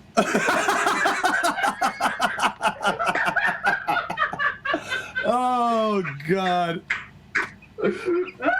Oh, folks. Where else are you going to get this dynamic than the Court-Martail podcast and TAW Gaming? And this is about as good a time as any to plug the programs. Don't forget to like and share and subscribe and share with all your friends so they can all be like, dude, what the fuck is wrong with you? And that is the key. That is core friendship right there. Making your friends ashamed to be friends with you. Now... Now, John, before we continue, can I ask you something? I need a favor. I'm afraid. After watching this match and just remembering all the terribleness of it, I need something to pick me up. I need something to get me in a good mood. And maybe I just need to play a little bit of music and forget this terrible match. And do you have something that can help me forget this terrible match? Well, see, when I saw what was billed and I said I am 100% not engaging in this fiasco, the first thing I did was see what was on the docket, see what the new releases of the past month were, and I stumbled upon Abizzle and White Knux' Mixed Bag 2, because November 18th, folks, Mixed Bag 2 released. It is the sequel to the 2018 album released by yours truly, White Knux, Mixed Bag. Abizzle and White Knux brought that back. New beats, new story. We're progressing things along. You want to talk about storytelling better than a War Games match that opens up a show? You've got it in the entire discography of what AB Productions CT is able to bring to you. Just a Bit More, which was my album, White Knux' album, released on October 14th. It's on Spotify, Apple Music, anywhere you can get it, as well as Mixed Bag 2. 2 albums in 2 months. We are extremely proud of both of these albums and the effort that we've put in, and we are really excited to share this with all of you, as well as we are now up to, guys, in AB Productions CT, 128 monetizable, copyrighted, full-blown songs under the label since we've started. And we began in 2018 with Mixed Bag and Bare Min, We have made 128 songs from albums and EPs and all sorts of projects, and that's not even counting the SoundCloud discography, which has a whole bunch of stuff that we cannot monetize, but boy, is there storyline depth to that too. There's a lot to go through. It's quite a journey, the AB Production CT experience, and it's something that the music industry sorely needs. No more talk about hoes and yay, but instead come up with new music today. Look for White Knux spelled WHITE space KNUX or Abizzle spelled ABIZZLE, SoundCloud, Spotify, Apple Music, anywhere you want it. That's the way you need it. Any way you want it. Not stealing more lyrics, because you could listen to better lyrics from White Knux and Abizzle. Come join the entertainment revolution with AB Production CT. Thank you. I feel so much better already. Oh, and I said it's a journey, and then I quoted Journey. That's really good. Figures. But I'll tell you what, the thing about Journey is that when you've heard that song, all of them, you know what one I'm talking about, really. But when you hear about all their songs, you're like, wow, Journey, again, I've heard it a fucking bazillion times. I would love to hear somebody do something different or refresh the format of the way that these songs are done. And that's something they did to some extent in this triple threat match in WWE. It is the United States. What? Do you guys talk about the backstage segment before the triple threat? You know what? You're right, Sky. We should. Because I actually thought this was the best of the three. Punching Skylar in the face. This is the. I mean, I'm used to it, so it's whatever. No, it's okay, Sky. I would never punch you in the face. But you're right. But we should talk about this segment, because then this is the final, the stare down. You know, I need answers from you, Sammy, and be very careful how you answer these questions. And I love that throughout this whole thing, Sami Zayn just told the absolute truth. I love that layer to it. To lie to Roman Reigns, like lying to the tribal chief, that's like scandalous. And Sami Zayn's like, no, I can't. Like, again, it's the whole like how Paul Heyman sees Roman Reigns and acts like he's a god. Sami Zayn also not to the extent that Paul Heyman does, but it's the same idea. Yeah, Roman Reigns is a mafia boss, and if you say the wrong thing to him, he's going to have you executed. And he's the Godfather. And I really do like the way they built the tension. With every passing question, it just was like you couldn't quite tell what was going on in his mind. But he's sitting there, he's thinking, he's processing every answer that Sammy's saying, and you can tell Sammy is getting a little uneasy with every time he's answering it. He's thinking about how he wants to answer these questions and what's going on. But then when Roman Reigns finally asked the question, like, I need to know, and you could see Sammy's whole demeanor change. And where he is usually frolicky and like, you know, kind of trying to break, all of a sudden Sammy locks into this serious mode and looks Roman in the eye, and you can feel that intensity. And that's something where I really got to give Sami Zayn credit, the depth of emotions he's able to exude. Why the fuck did this motherfucker wrestle Johnny Knoxville?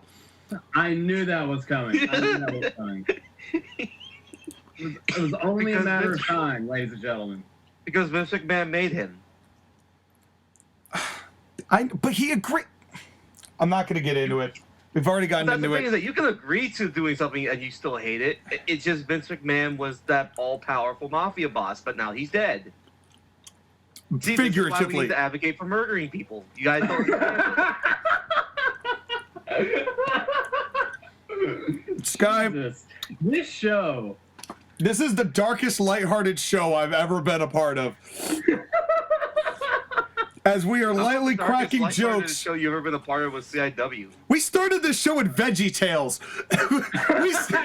we started this show about a Christian show that talked about political commentary and taught Bible messages, and we've spent the entire show going, we're going to kill the fans. We're going to kill the fans. We need to kill Vince McMahon, Johnny Knoxville. My God, Kevin Dunn. To be fair, I would like to kill Johnny Knoxville and Vince McMahon. Well, the cock can't kill him. He's basically immortal. Well, Sky, maybe you could use some Beyblades to do it. Because it's Bobby Lashley versus Seth Rollins versus Austin Theory for the United States Championship, and the first thing I said was Beyblade is a fucking deep cut. How is that relevant in 2022? Somebody tell me how Beyblade is still alive.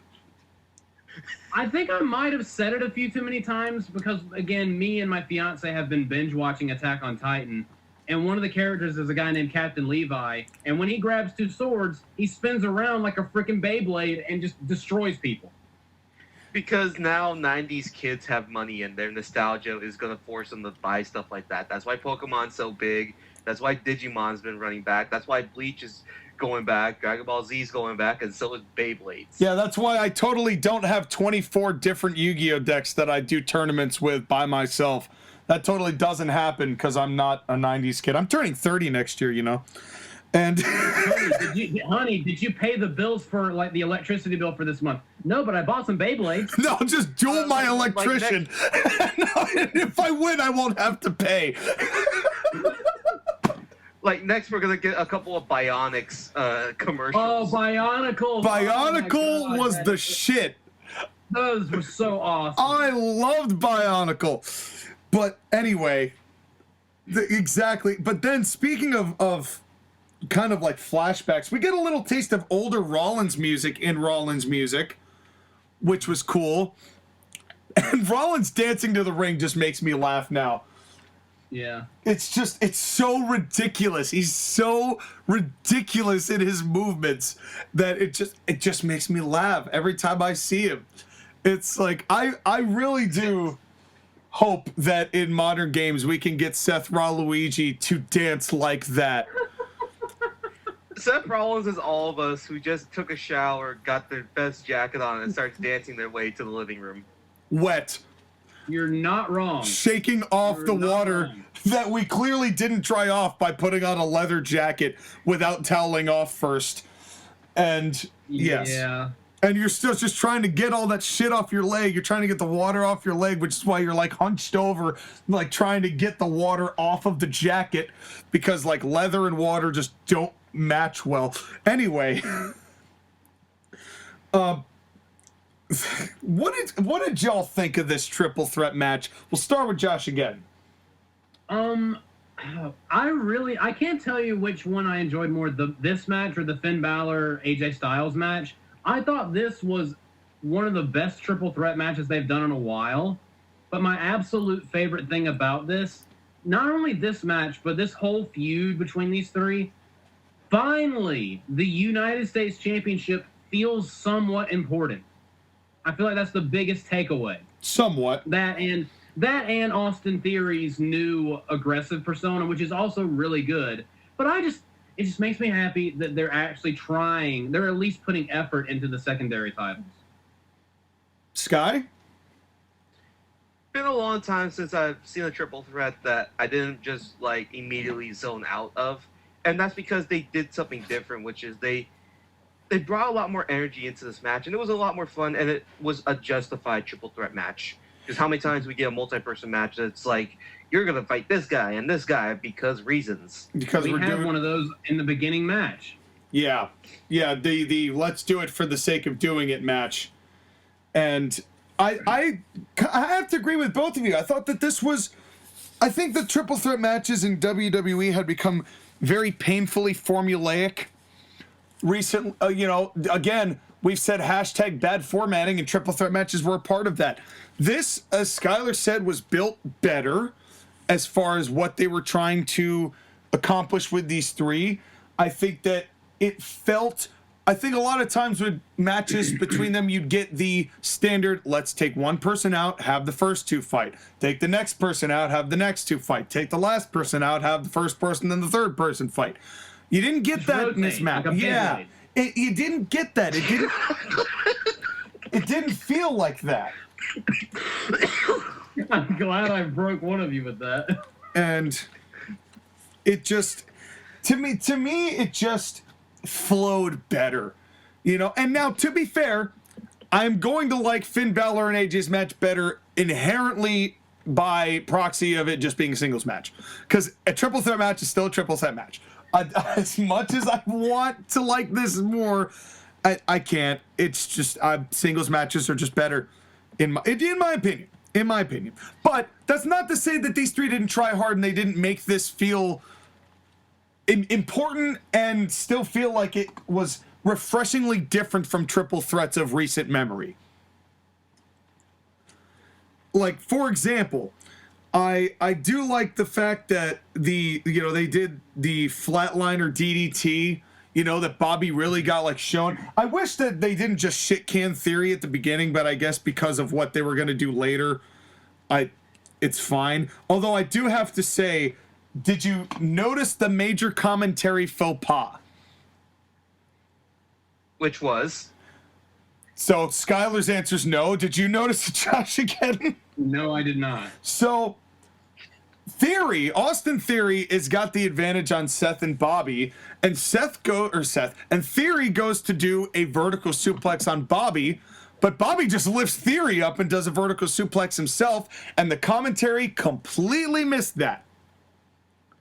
Because they're talking about whatever thing they're talking about, and then they're like, oh, suplex by Lashley. I'm like, yeah, but Theory set that up, and he countered like that. That was a moment to call, and then you didn't call it because you're hooting hanning around. And for a commentary table that I didn't have a ton of issues with on the night, that one was jarring. If that's the worst the commentary got on the night, then I think we should count our blessings. Hats off, yeah. Yeah. Like, these three are just different level of worker compared to a lot of the roster. Like, again, Bobby and Seth are so good, so it's not anything surprising. Austin Theory has definitely gotten better. He's definitely gotten to a point now where, like, before he had to be carried in matches, but now he can do his own part in them. Mm-hmm. Yeah. And do you remember it was earlier this year when he faced Bobby Lashley at Money in the Bank and SummerSlam for the U.S. title. He feels so much more important and volatile and like an actual player in this match than in those previous two matches, especially the SummerSlam one where Bobby basically just squashed him. Well, I think another part of that too is that Triple H knew that they had to knock him down in order to build him back up. And they couldn't keep steamrolling him the way that they were, because that was only going to lead to problems. And yes, it looked ridiculous when he cashed in his Money in the Bank on the United States title, but I think that was more because they had to get it off of him. They had to get it off of him. It felt like they desperately needed to get the Money in the Bank briefcase off of him. Yeah, and I think that now they're like, and they even said as much like, hey, we had to do this so we could reset this motherfucker. So just bear with us here for a second. And they basically said that in Theory's promo. But I think it worked. It worked. But I have to say this too, because as great as Bobby was, doing the things like that like half dominator, but he flops him onto the side, the flatliner DDT, that meeting of the minds from the fireman's carry position, all of that was great. Oh, that was gorgeous. All of that was great. But there is a master of triple threat matches that WWE has, and his name is Seth Rollins. Think about Seth Rollins' history in triple threat matches, because I can think of two immediately that I remember are head and shoulders ahead of most other triple threat matches I can remember. And that is, of course, the big one in 2015 between him, Cena, and Lesnar. That was a fantastic match. And was it him that was also in that match between between Kane and Lesnar? No, that was Braun Strowman. Was it? Oh. Yeah, it was Brock Lesnar, Kane, and Braun Strowman at the Rumble. It was at the Rumble. Yeah, I'm sorry, I was, but then the other one that I was thinking of was the opening of WrestleMania. I want to say 34. No, it was 34. It was for the Intercontinental. For the Intercontinental title with Balor, Miz, and Rollins. Yeah. And all I'm saying, the Shield triple threat with Rollins, Reigns, and Ambrose. Yep. Battleground 2016. That one's pretty good too. Even the cash in with Reigns and Lesnar at WrestleMania 31. All I'm saying is that Seth Rollins is a pretty damn good triple threat wrestler. He knows how to frame those matches to where they make sense and they can actually be engaging storytelling wise. And that's hard to do. So I really do give Seth Rollins credit for being that much of a common denominator in what are known to be very good triple threat matches. You know, I never even realized that, but you were 100% right. All those matches that you just described are like the quote-unquote premier triple threat matches in this company's history as of late, and all of them have Seth Rollins in them. Yeah, which is pretty wild when you think about it, and especially because Seth Rollins' offense looked so blah when he made that comeback against Theory. And it's like, I don't know whether it was, but Seth felt uninspired in some of this parts of this matchup as far as laying in his shit. Like all those dives back and forth, they got sloppier and sloppier and sloppier every time he ran the ropes. And I'm like, what are you doing? Did you hurt your ankle or something? When he did the big dive over the top, he got Bobby pretty good, completely whiffed Theory, and Theory had to sell it anyway. Yeah. It does feel like Rollins kind of like he took this match off a little bit. Yeah. It wasn't Seth's best, but it was at that point. It was just like, we all know that Seth has done better than this, so I didn't really, everyone's afforded a not as good a night, who's perfect all the time. I'm not, so I was like, I didn't really hold it that badly against him. But then Bobby Lashley hit that not necessarily a choke slam, and I'm like, that is why Skyler made that his finish. Yes, monstrous. Because that was thunderous. And yes, it was. And I mean, anything Bobby does is thunderous.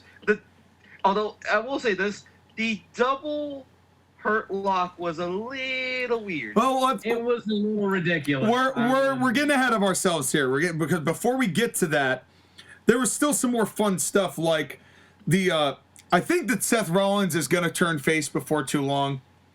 People are really starting to back him again. He basically already is, but he isn't quite yet. I loved how Seth went for a springboard clothesline or knee, and Bobby caught him and just threw him over his head like a belly-to-belly suplex, but he didn't go down with him just to show his dominance. That was great. Yeah. And then Theory hits a roll-through blockbuster, which was awesome. It was great. And then something that spots don't make me pop anymore, but the callback to the Brock Lashley finish into the frog splash breakup counter was insanely good. Seth crushed this dude with this frog splash. And the angle was perfect because I couldn't see him, and then all of a sudden, wham! And I'm like, oh, man. Kind. And I thought he broke Bobby Lashley's neck for a split second because he laid it right on his head. Yeah, it was something that, and sick. Yeah, and that's where this does not feel nearly as formulaic as triple threats past. But then the final portion of this match is the old story of good idea in theory, not so much in execution. I see what you did there. Yeah, and really, both the double hurt lock and this finish get A+ for creativity, but maybe a C in execution. Is that the most gentle spear ever delivered in a wrestling ring ever? No, but it wasn't the spear that bothered me. It was the fact that Theory couldn't really angle his body to make it look like he didn't deliberately cover Seth. Because he had to kind of crawl onto Seth when the whole idea of that finish was that he fell from the suplex and just landed on Seth with his arm over Seth. That's not really what happened. He got a vertical suplex, he landed it, and then he kind of just crawled over onto Seth. It wasn't the fluid motion they were hoping it'd be. And to be fair, that was a complicated finish to have it look like that. But yeah, they tried. They tried. It was an A+ for full marks for creativity. It just didn't. I will say they did that same exact finish, except way better back at Hell in a Cell 2018 when it was Drew McIntyre and Dolph Ziggler of all people. versus Seth Rollins, funnily enough, and Dean Ambrose. Because remember, it was superplex into the Falcon Arrow on Dolph Ziggler. Drew McIntyre hits the Claymore kick on Ziggler, on Seth Rollins, and Ziggler just happens to land on top of Seth. They did that perfectly at Hell in a Cell. Yeah. And also because the part where Seth Rollins jumped on Theory to stomp Bobby was cool. That was awesome. Like, he just about murdered Bobby Lashley with that, like, walking across Austin Theory, and just about squishes Bobby Lashley's head with his foot off that curb stomp. Which, by the way, cut Bobby Lashley open, so you got a little trickle of juice. And I know Sean was happy like a girl. I mean, I was like, all right, cool. Knowing that there wasn't any on the rest of the night, I'm like, all right, it's something. So I was happy with that, but all in all, this match was refreshingly better than I thought it was going to be. I think that it was ambitious, and and ambition is good, and not everybody's going to execute perfectly, so I give you credit for trying for what you did. It just didn't necessarily pan out, I think, the way that they were hoping it would. I think the end result is fine. I don't mind Theory winning by quote-unquote accident. You know, I think the thing is that at this point, Bobby Lashley and Seth Rollins are both bulletproof. They don't need the U.S. title. Right. Theory failing to cash in and then getting the belt back anyways is a very good bookend to his character change. And now it puts him in the position where he's the U.S. champion, he can be the mid-card champion and continue to develop because, again, he's only 24. Yeah. God, I'm older than Austin Theory. Oh, my God. I also like the fact that they had him grow out the beard to kind of make him look a little bit more mature with this whole aggressive side to him. Because, again, it does help. Like, being a kid, that, you know, there is only so far you can go with having the slappable childlike face like Sammy Guevara before they need somebody who looks more like a, you know, gruff, you know, a little gruffer, a little rougher around the edges. And I think the beard helps that with Theory. Speaking of which, did you also notice he was not taking any selfies? He's pretty much dropped the whole selfie shtick. They said that too. They said, they're like, the selfie time is gone. And they mentioned that for him. So they just need to, you know, not play Beyblades during his entrance anymore. Yeah, that was. Don't play Blade, then we're fine. But again, it's the whole thing is that Austin Theory is more serious. He's growing himself out. He's becoming a man before our eyes, which Sammy Guevara, please, man, really. I just want Sammy Guevara to go away like I want Nikki Cross to go away. He needs to be killed, murdered. Well, with the Beyblade. You know, we've said a lot of stuff that would make us think that it was our last episode. This very well might be our last fucking episode. We're threatening people with murder at this point. Like, we're really pushing YouTube's boundaries here, but that's okay. Yeah, but YouTube. you know that Tony Khan definitely deserves it. Tony Khan, maybe. I mean, Sammy Guevara, I don't know, but in any case. By the way, I do not actually advocate for murder. Obviously. I want peace and why not? Because I'm playing a character here. Because we got a main event to talk about. We can't go around killing people. Facts get in the way of a good story, pal. Yeah, we should. Yes. You know what? We should just get all of these people Skylar wants to kill into 2 rings and a cage, and just let Skylar have at it. It's the men's War Games match, the one with the actual story involved. JoshAgeddon, tell us your thoughts about what you thought. I thought this match was very talented. Good. Tell us more. I love the way they talented their talent all over the talented ring talent. And then, okay, I can't keep doing this. I might actually kill myself. This was my favorite match of the night. Started a little slow because, again, that's the structure of the match. But once more people started going, like as soon as Sami Zayn got involved into the proceedings, it got better, and then Jey Uso got in, and it just kept getting better and better. And by the time we got to the finish, I just thought it was the best piece of business on the whole night. And it should have been the only War Games match on the show. Agreed. Sky? I've got 2 words for you. Red undies. Oh my God. The second I saw that, I laughed. And the Bloodline wore all red in honor of the red undies. That's right. Yeah. That's right. They all know blood is red. That's the And connection. they're a line of blood, all right. This Hopefully not in the undies. Then he needs to go see a doctor. No, God no. Roman Reigns needs to have a new shirt that just says red undies on the front. I'd buy it. I would. If that was official Roman Reigns merchandise, I 100% would buy it. The Tribal Chiefs undies. That's right. Okay, to be serious for a second, because this match demands seriousness. Okay, Lance Storm. Does Lance Storm wear red undies? Maybe he is Canadian. I mean, he wore red trunks, Thing. he wore red trunks, but whatever. This was a match that, when you look at War Games, a lot of War Games matches, especially the modern ones, are let's wait until we get to the final entrant and then the shit will matter. This was a match with a story that was so good, and the way it was told, you had to watch the entire match to get the story because there were things happening in the middle. And Yes. that's important to a War Games match to make it so that it's not skippable until the final entrance or whatever. Right. Yeah. Which definitely with the concept is easy to do. I only have one major criticism of this match, and it's not even the fault of the match or the people involved in it, but the whole Brawling Brutes, Drew McIntyre and Kevin Owens team, besides KO, none of them were important to this match, honestly.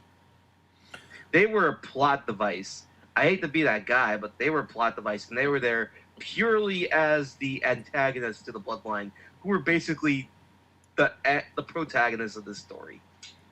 Basically, yeah. Well, but who else are you going to put in that position? I mean, I understand what you're saying, Sky, because it's, definitely with Owens being further development into that. I think the dirtiest this does anybody is Drew, but at the same time, I also don't know what else you would do when really the whole show itself was framed around Sami Zayn. Like, the whole thing was about the Bloodline. It almost did. They could have put any 5 guys in opposition to the Bloodline and the story, or 4 plus Kevin Owens, and the story would have been the same. I think right, and that's why, again, I don't fault any of the competitors or even the match type itself. It's just, it's naturally what was going to happen. I see what you're saying. I definitely don't disagree with what you're saying. And I kind of saw this backwards because I fell asleep before when I said no, I'm not watching that women's match. I ended up falling asleep because I was just super tired. I had very little sleep the night before. So I came back and I watched I woke up like an hour and a half later and watched the last half of this. And then I watched the first half of this match today. So it's a little bit backwards for me. But which is so you pulled in the AEW and watched the match halfway through the half ending before you got to the beginning, and vice versa or something. Jack 6 here to save the future from the past, and going to the past to save the future.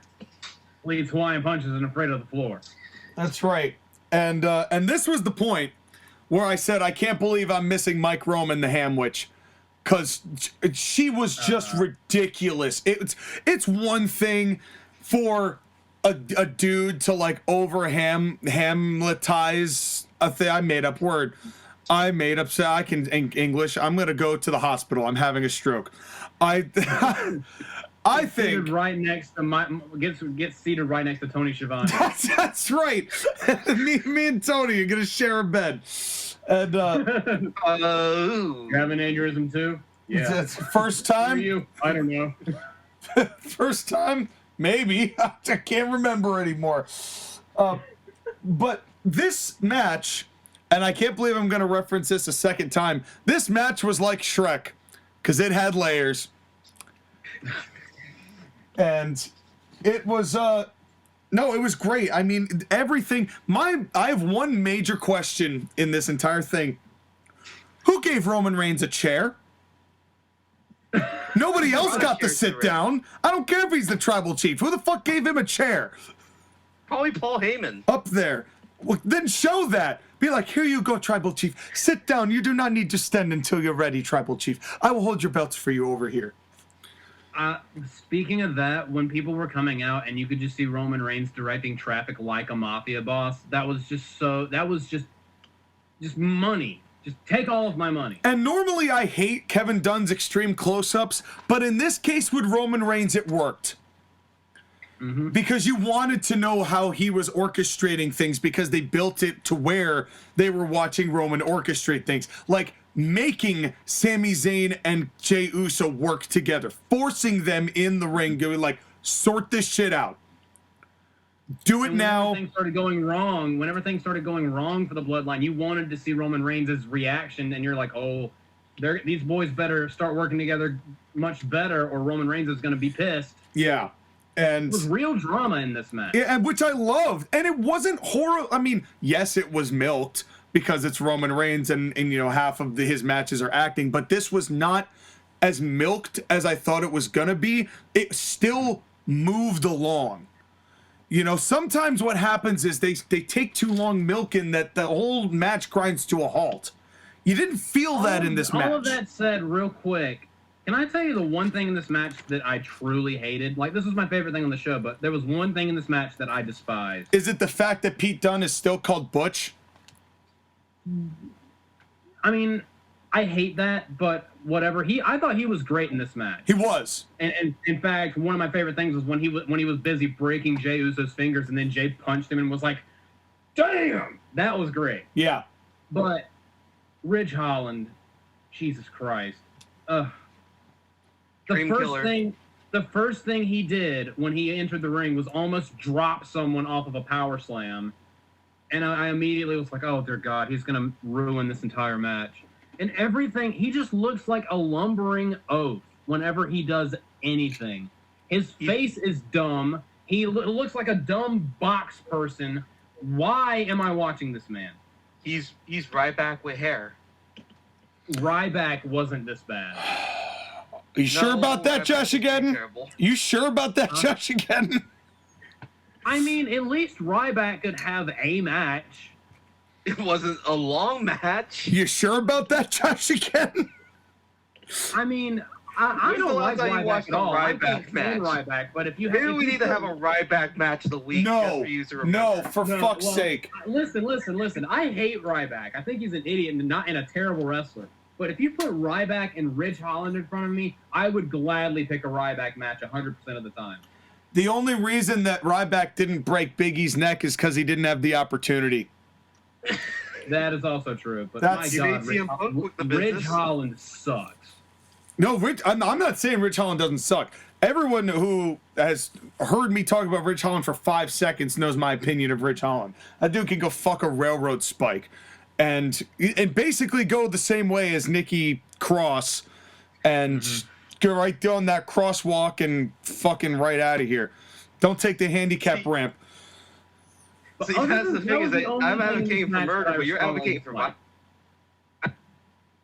Oh. What? Skyler, we're losing you. Sky, can you start again with your words? I mean, you're advocating for violence. How is that any worse than me advocating for murder? Because I can run away from violence. You can't run away from murder. Well, not with that attitude. Well, I don't have the tribal chief to make it all go away. So, anyway, I did notice that they saved all the 3D graphics for this matchup. No, they had them for the other matches too. Did they? Asuka got them. AJ got them. Then I really wasn't paying attention to the entrances for anybody, except for those ridiculous masks during that Balor and AJ match. That's but in any case, why was Paul Heyman in a boot? Does anyone know? Your guess is as good as mine. He probably was like getting money from disability from the SSI, but he had to fake that he had an injury, so he just put the boot on and is just pretending to limp around.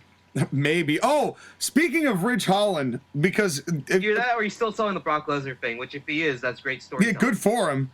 Or he actually had something happen where he was like trying to get a jar of pickles from the fridge and he tripped on like his cat. But he stepped on a Beyblade. and went flying across the kitchen. I love the visual of Paul Heyman wearing like a onesie, walking down to the fridge to get a midnight snack, and he just has like errant Beyblades strewn about his kitchen. They probably had to buy because his children wanted Beyblades. They're like, yeah. Dude, you know, like in every movie, you have like whenever like the adult is like going to the kitchen for like a midnight snack, they have that little like that bedtime hat. You know what I mean? Yeah. Paul Heyman absolutely has one. Oh, 100%. Yeah, fuck stepping on Legos. You ever step on a Beyblade? Get launched across your house. Literally, just ping-ponged around my house. I started in my bedroom. I ended up in the pantry. And I got launched out into my driveway. Yeah. I don't even need to drive cars anymore. I just need to just use like Beyblade to launch me to work. It's like a catapult. And then... Did this match start with a collar and elbow? No, we're done with that. I said before we're done with that. That was over. So we got 2 out of 5. Whatever. We had 4. Well, I'm surprised we got 2 out of 5, to be honest with you. So, I'll cut our losses there. Everything Ridge Holland does is weak as fuck. Yes. Everything he does is weak as fuck. But I do have to say, Butch and Ridge sounds like a fucking Cabela's level. Oh, well, we're about to go out to We're about to go out to Butch and Ridge, see if we can get ourselves a couple of bucks. Look out for the red dots. Don't forget to spray your boots with urine. Oh my God, Sean, you know exactly how to just deep cut down to my soul with these references. I've been in a deep cutting mood today. Or for a different flavor, it sounds like the location for a Red Dead Redemption 2 mission. Oh God! Just to bring everybody else up to speed. Come up to the Butch and Ridge. We're going to go find Arthur Morgan, and Pearson's going to make us a stew I'm not going to like. Jesus Christ! Damn it, Sean. That's right. Now you're hitting me where That's right. I'm cutting everybody. What is this, a John Moxley match? And you brought it back to the center. That's Sean, right. you're on fire today. That's right. I'm burning it down, but we've already talked about Seth Rollins. And now... But I love the fact, like we said before, that Roman forced Sammy to work with Jay, and then there was the issue, you know, they were starting, and Jay consistently didn't trust Sammy, even though Sammy was like, helped Jay get away from getting splashed into the cage. And Sammy was basically sacrificing himself or trying to keep his boys.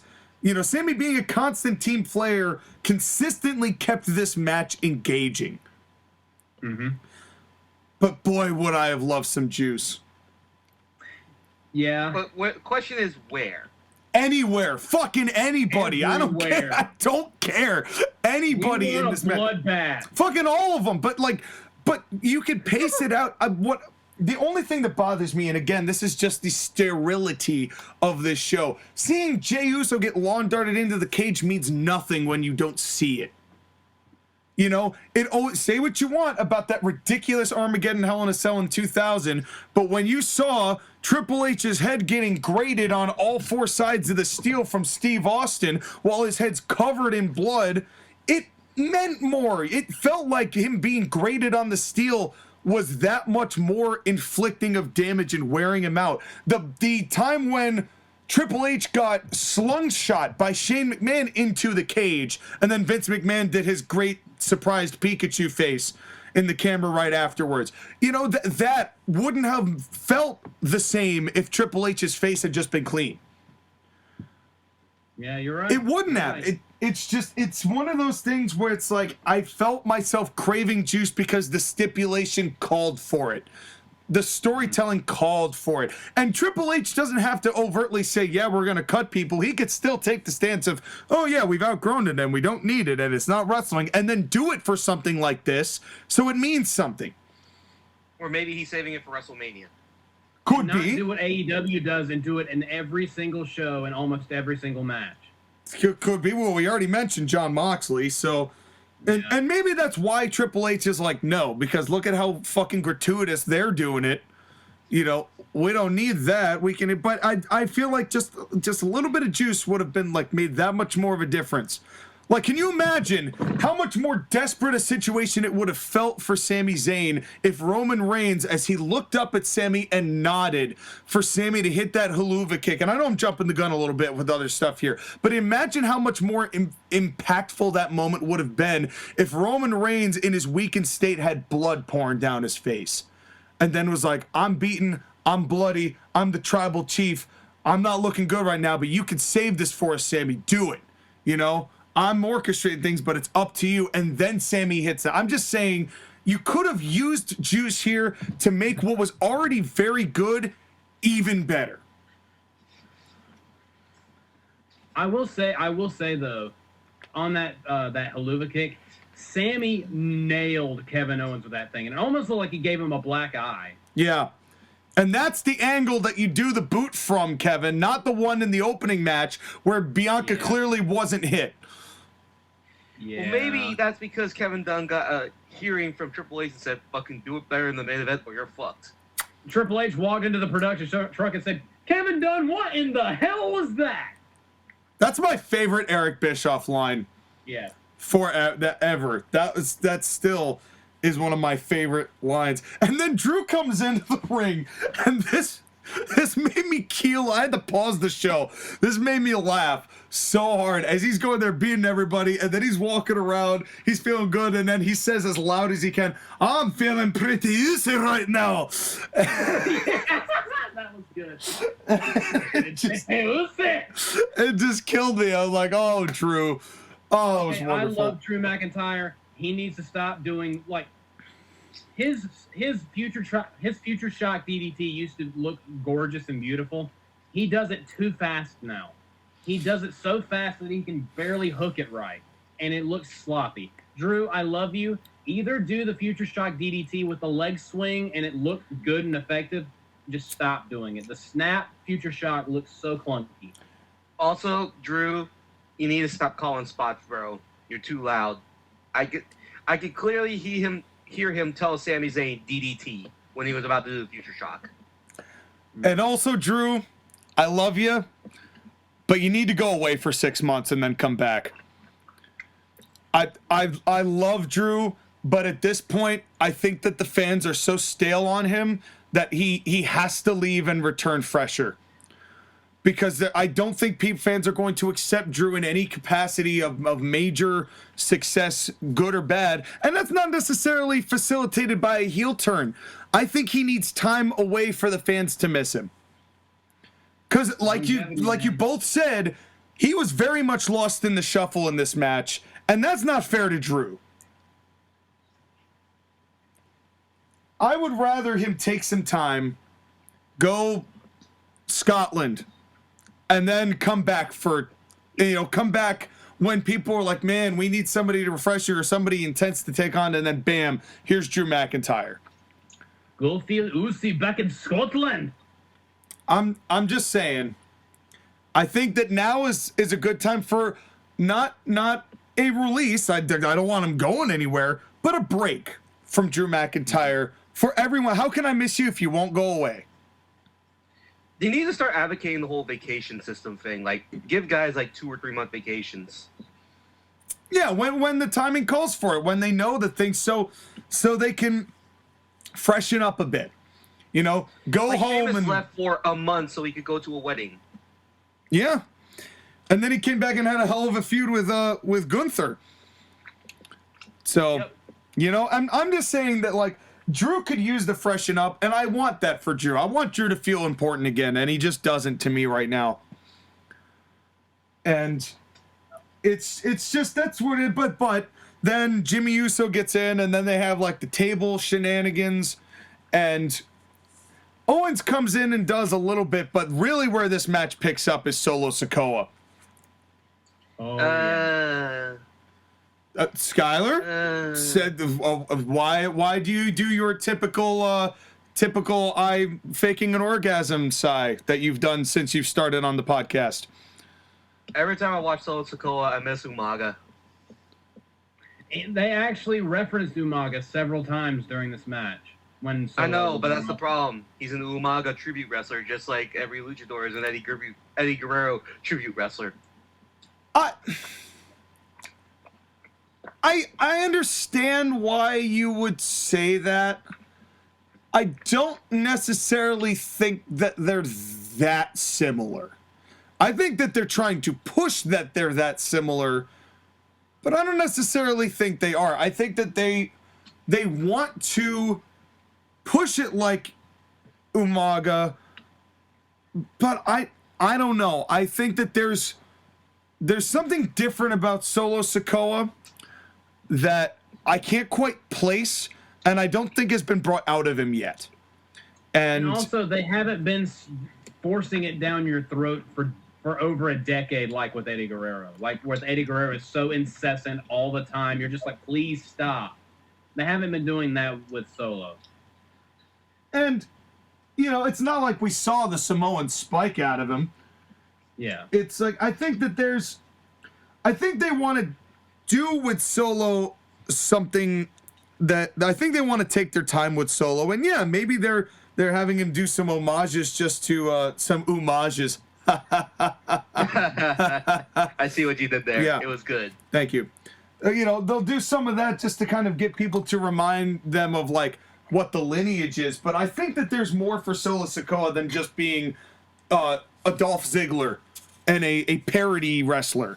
You know, there's more for him than that, and I think that they know that, but I don't know if this match was going to adequately showcase that either.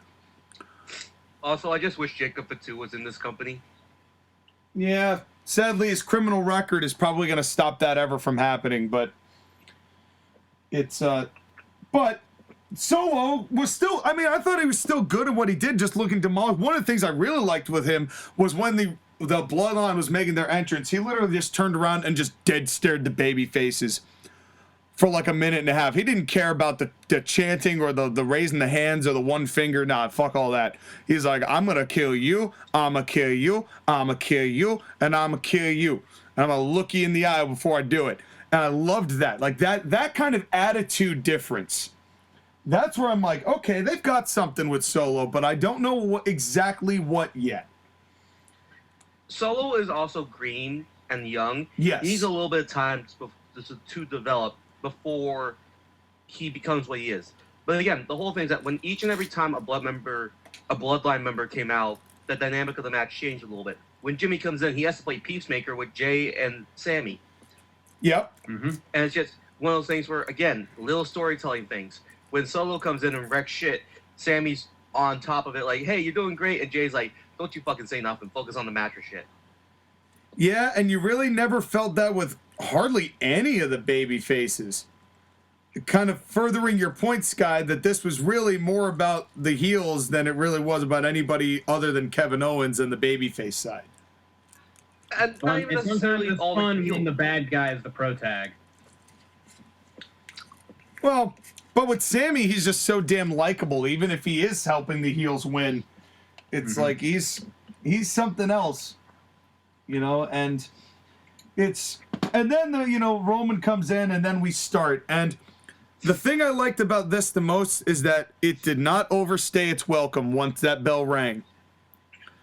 These freaking uppercuts are just glorious. Roman Reigns has the best uppercut.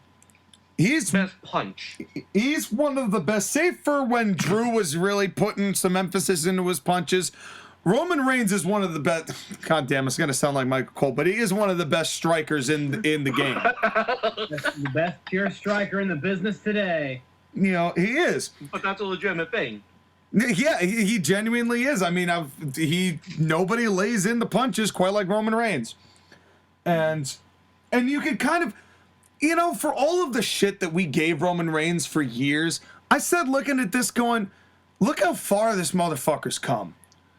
I know. It's so insane. It's like it used to be the absolute worst thing in WWE a couple of years ago. 10 years, for 7 of those 10 years, or 8 of those 10 years, really, Roman Reigns, nobody cared about Roman Reigns no matter how hard they tried to push Roman Reigns down people's throats. But once they started slowing down and figuring out exactly what Roman Reigns needed to succeed, they finally got what they were Vince was desperately trying to have for so long. He went from being one of the worst things in WWE to being part of the best thing in WWE. It's crazy. Yeah. Yeah, and you could tell, it's head and shoulders, knees and toes above everybody else. Exactly. This was, again, the best thing on the show, and the whole Bloodline deal is the best thing in wrestling today. A question, Sean. Have you complimented Kevin Owens' Dusty Rhodes shirt? I liked Dusty's shirt. And I also like Kevin Owens wearing Dusty Rhodes' shirt. Dusty Rhodes usually wore a shirt that was covering up all of his flabberdabs, but that's what Kevin Owens is doing. So, there you go.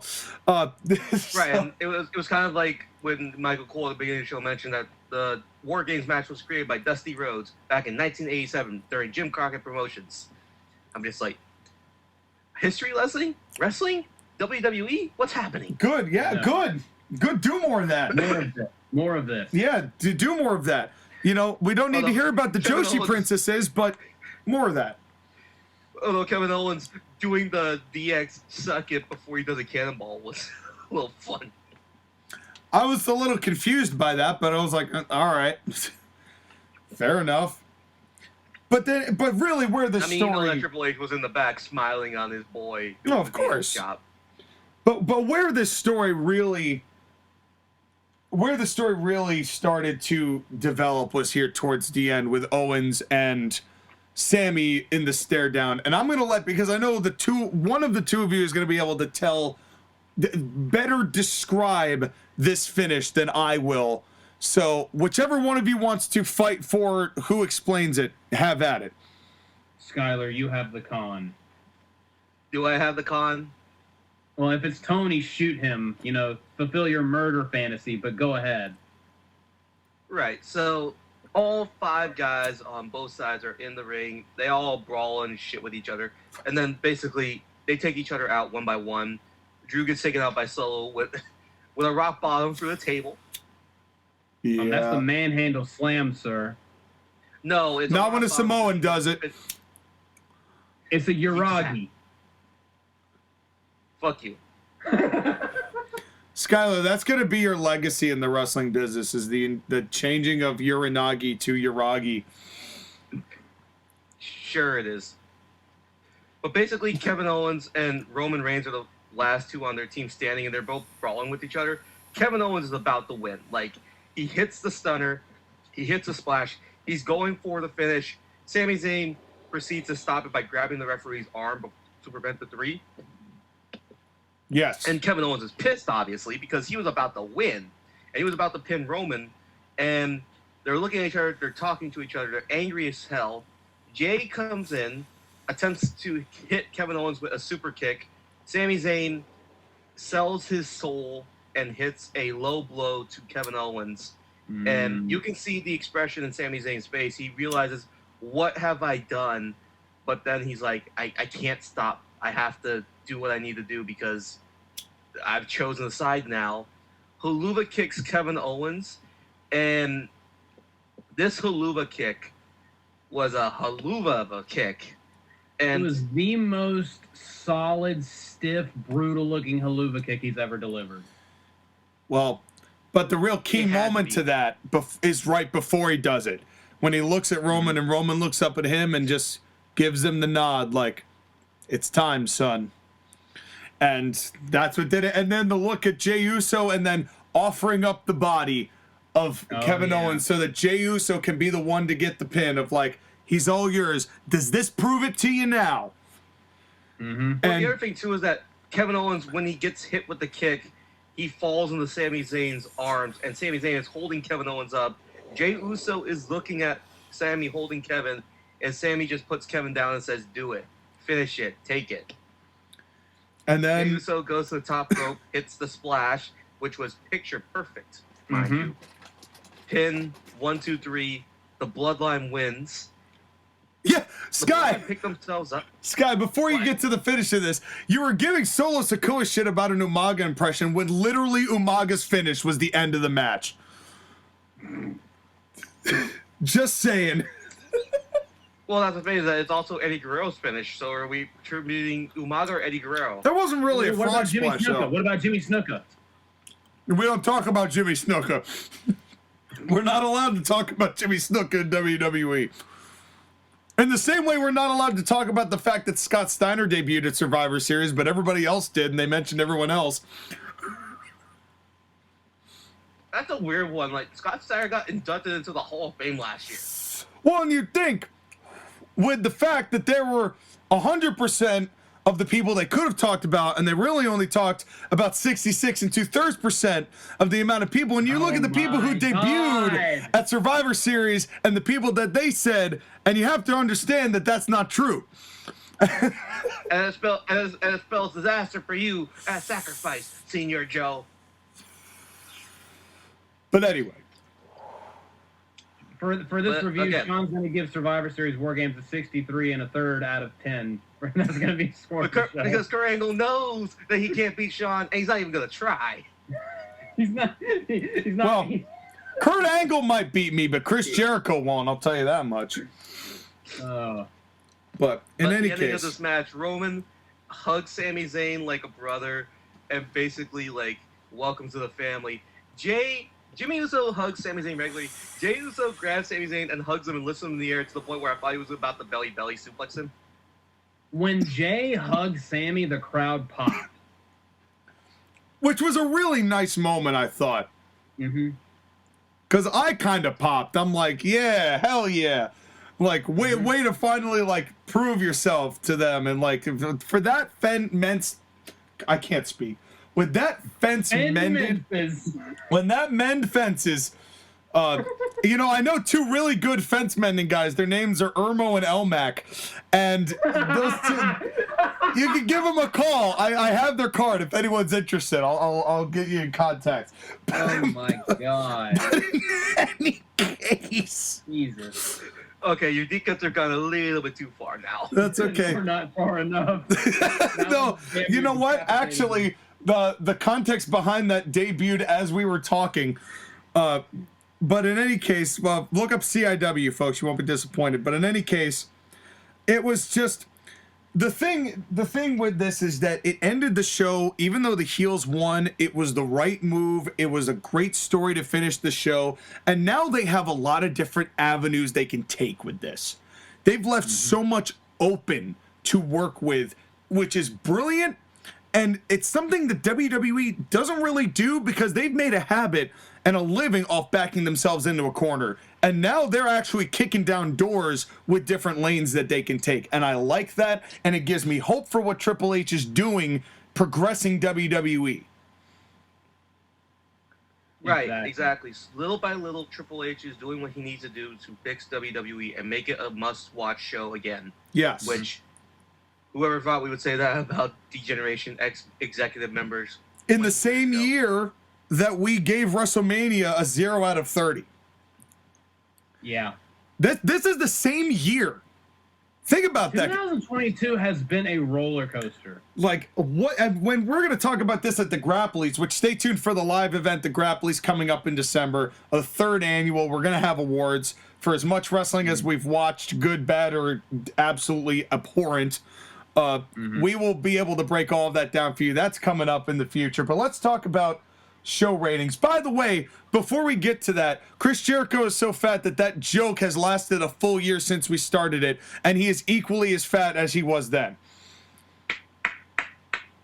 Speaking of longevity. That's right. Chris Jericho is so fat his gut lasted a year. May I very quickly talk about the press conference at the end of the night? Media scrum. Did Roman Reigns go off on a tangent right next to Triple H, and there was a big fight backstage between the Bloodline and, I don't know, the Brawling Brutes? No.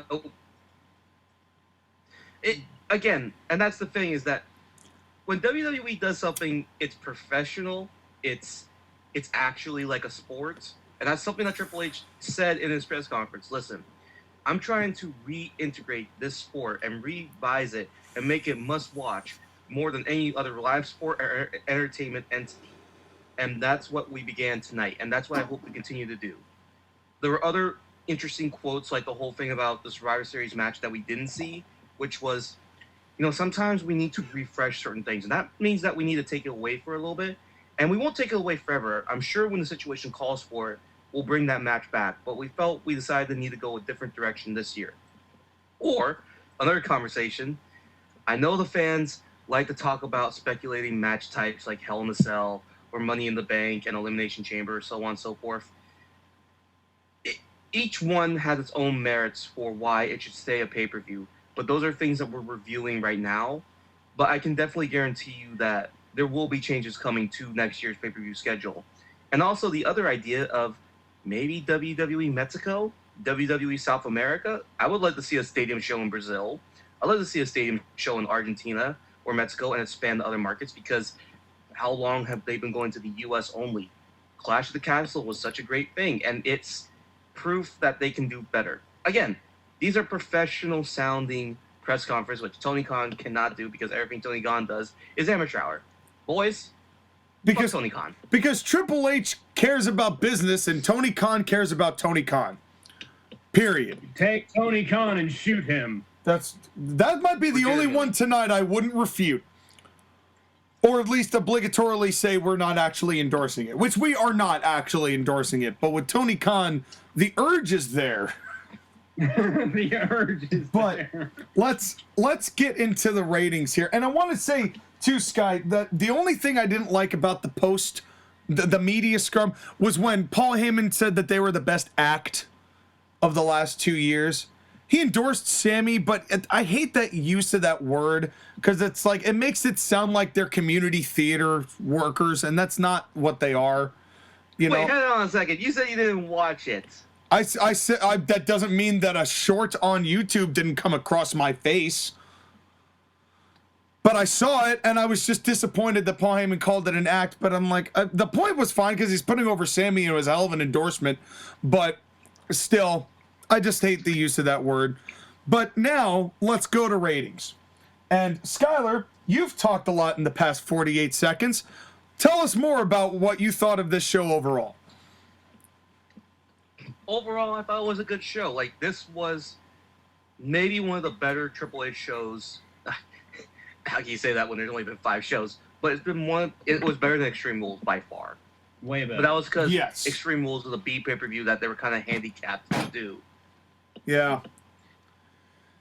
I don't miss the traditional Survivor Series match because, as Triple H has said, they need to maybe make people miss it a little bit and revamp it before they bring it back, because the whole brand supremacy thing got tired AF in 2005, much less 2022. Yeah. Agreed. With that in mind, this was a very good show. There were several good matches on it, and there are things that you're going to want to go back and see, except for the women's match. Specifically the women's title match. War Games, if you're in the right mood. If you want to see a car crash, well, that's a great car crash match. No, kinda. But the main event, storytelling psychology, this is the type of shit that we like to see in professional wrestling. Because they brought weapons and tables and shit into the ring, and that was not what mattered. What mattered was the people in the match, and specifically Sami Zayn, Kevin Owens, Jey Uso, and Roman Reigns. And those 4 doing their part to tell the big story of the match, which was, is Sami Zayn on Roman Reigns' side, or is he with his best friend Kevin Owens? And he sold his soul to the Mafia boss. And it continues to make the Bloodline the most interesting story, the most interesting group in wrestling today. It didn't carry the show to this grade completely, but it definitely helped make it what it is. I can't give it higher, though, because as much as I want to give it a higher score, and I would easily give it a 7 or 8 if the matches were better, there were just those little things that just knocked me off. I'm just like, they didn't need to do this or they didn't need to do that. So I feel comfortable giving the show a 6 out of 10. Again, 6 is a good score for me because it's still a good number. It's still a show that I enjoyed. And in 3 hours and 7 minutes, I didn't get that bored with it for the most part. And that's all I can ask for right now. I think that's a fair analysis. JoshAgeddon, it's your turn. I think I'm going to be a lot more high on this show than Skylar was. again, while I did have problems, and I agree with a lot of the criticisms for the women's War Games match, it didn't offend me, except for Nikki Cross. I can't stand Nikki Cross. I thought that match was fine. It went on way too long, and they probably shouldn't have done it. But I still enjoyed watching it. I never felt insulted. AJ Styles and Finn Balor was great. We need more WWE matches like that, where it's a singles match and it's great and it just has a simple finish. We need more simple finishes in wrestling.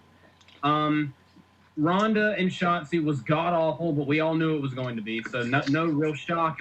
I'm just offended that it was even booked. And everything, and after that, the triple threat match was really good, and the main event was spectacular. I think that this show was really, really good. It had a few hits here and there, but for the most part, I'm really liking what Triple H is doing with WWE at the moment. And this was so much better than last year's Survivor Series. It's not even funny. Remember the pizza match? The fucking egg. This was so much better.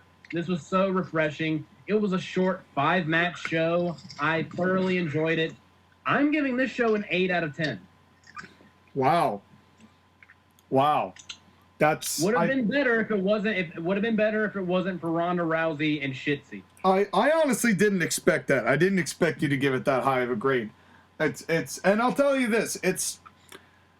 I can understand after that match had come to a conclusion and the final, the screen had gone black. And I actually waited a few seconds just to see, because Triple H is known for doing the lower corner graphic and then pulling some shenanigans.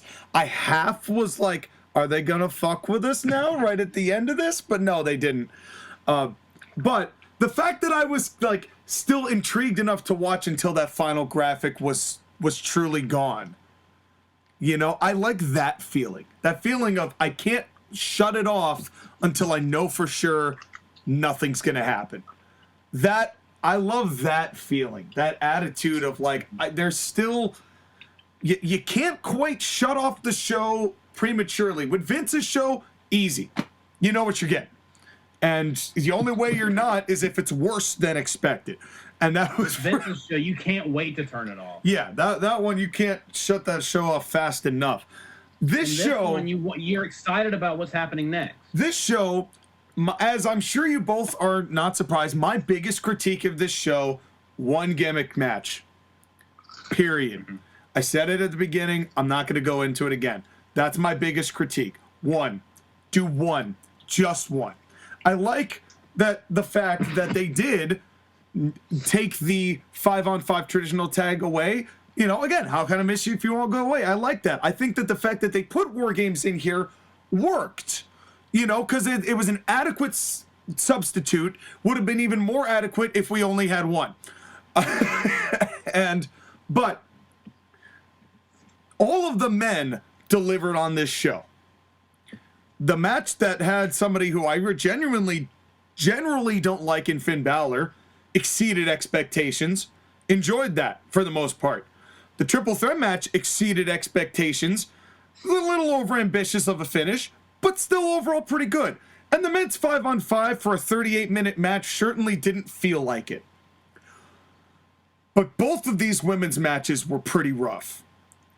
And when it's one thing if it's 2 matches on a 9-match card or a 7-match card, but it was 2/5 of this show. 40% of this show was bad women's wrestling. And I like good women's wrestling. This show had none on it. That was a 45-minute slog of an opening contest where if I didn't have the trust in Triple H to deliver later on in the night, I, as a casual, probably would not have stuck around for the second of those War Games matches because that first one was on and went that long and they did everything. That's just being honest. And that's no knock on that's no knock on 8 of the 10 people in that match. But that's the truth. And it doesn't help progress their division that way. That took away from it, and the fact that I just downright refused to watch Ronda Rousey and Shotzi because I knew what that was going to be.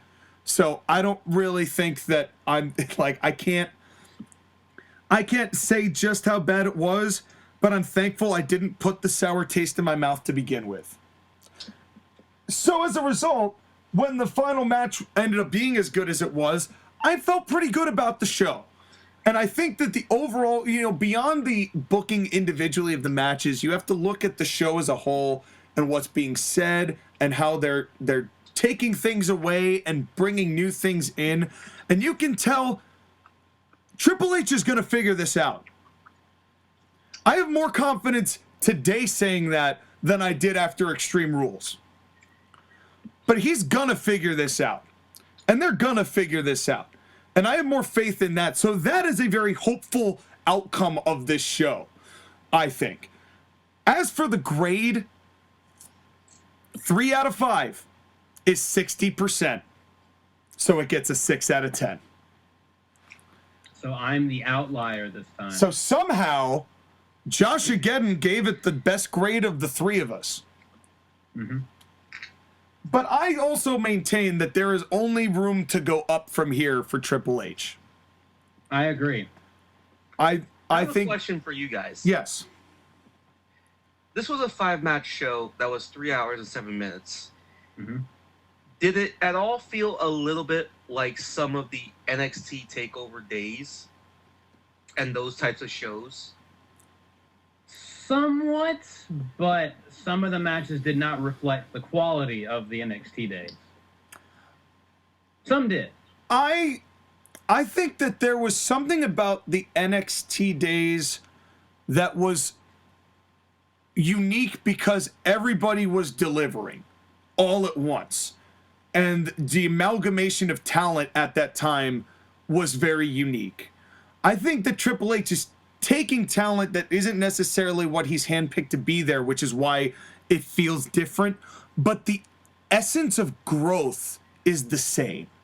And that's really the most important part, I think, of what the similarity, if there is a connection to be made between old school NXT and this current main roster run of Triple H. I think Triple H learned from his mistakes, which he made a few of as the talent started to wane and things, further hands started to get into the NXT pot before Vince just took the sickle to everybody. And I think now Triple H is wiser than he was then. It doesn't mean that everything's going to be perfect, but I think that aura of growth from NXT is there, and that's exciting. I think the biggest thing is that I just want progression, and I want things to progress, and I want things to get better, because what it was before was very bad, obviously. Yeah. On main roster WWE's part. Oh, well, God, yes. I will say this, and we'll close with this too, and this is a really hopeful note, is that it's something that I actually thought of. I'm going to actually pull football back into the conversation real quick, because Jacksonville Jaguars, Shad Khan owned, head coach Doug Peterson, at the beginning of this year said the main thing we're focused on, whether we make the playoffs or not, is kind of irrelevant. What we're focused on here is healing. And I think what we're starting to, but healing takes time. Healing a culture takes time, whether it's on the football field locker room or in a wrestling locker room. And I think that we're starting to see WWE heal. And that makes me hopeful. And that's all we can ask for, isn't it, boys? I agree. I mean, especially considering the depths of despair that WrestleMania dropped us in. Things turned around in a major way. And they're still in the process of turning, but I, like Sean, am looking forward to the future. And that's all we can ask for, is just a positive future that we can look forward to, such as the new year that's coming up. That's right. I'm looking, honestly, can I tell you, before 2022 is done, the thing I'm looking forward to right now, I'm looking forward to the Grapplies. That's going to be a fun show, because this year was insane. Yeah, we're going to have a lot to review, and we're going to have a lot to talk about. And just one last thing. And valleys. Just one thing. WWE doesn't have a pay-per-view coming up in December, and they don't have day one. The next pay-per-view is the Royal Rumble. Mm-hmm. And the Royal Rumble now has a lot of interesting scenarios that can go to it. Is Cody coming back? Does he win the Rumble? Does The Rock win the Rumble? Does Sammy win the Rumble, go up against Roman? Does CM Punk come to the WWE? There's a lot of interesting things going on, and the Royal Rumble is back to where it should be, which is the kickstart to WWE's year and being interesting and providing future to WrestleMania. And when was the last time that the Royal Rumble got 9 weeks of build? No, more than that. Like 11 weeks of build. Almost 2.5 months they're going to have. I just hope that this Rumble, and I have faith that it will, I just hope that this Rumble washes the bad taste of this year's Rumble out of our mouths. Because this year's Rumble was so lifeless and blasé. Well, this year's Survivor Series did it. Oh, hell yeah. And you know, come on, Triple H, we believe in you.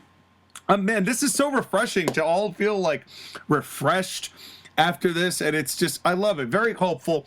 And folks, until next time, we're going to be in 1990s Windows PC as a tomato and a cucumber and whatever Skylar is in front of this Macintosh Windows 95. And we're going to say so long for now until next time when we come back and do whatever random bullshit we're going to do. I don't know what we're going to do yet. We're going to start December off. I know what we should do. We've got a territory deep dive we're going to do before the end of the year. We've got ACBW versus NWL before the end of the year. We've got another regular show for at some point that we're going to switch in there. And Skylar, what's your plan? Ernie Ladd. Oh yeah, we got to do Ernie Ladd. And we'll talk like Big Cat Ernie Ladd, and we'll tell you down, and you're going to sell like you're going to the electric chair. And before you all voluntarily go to the electric chair, because we have spent as much time talking as they did wrestling, we will be right back right after this.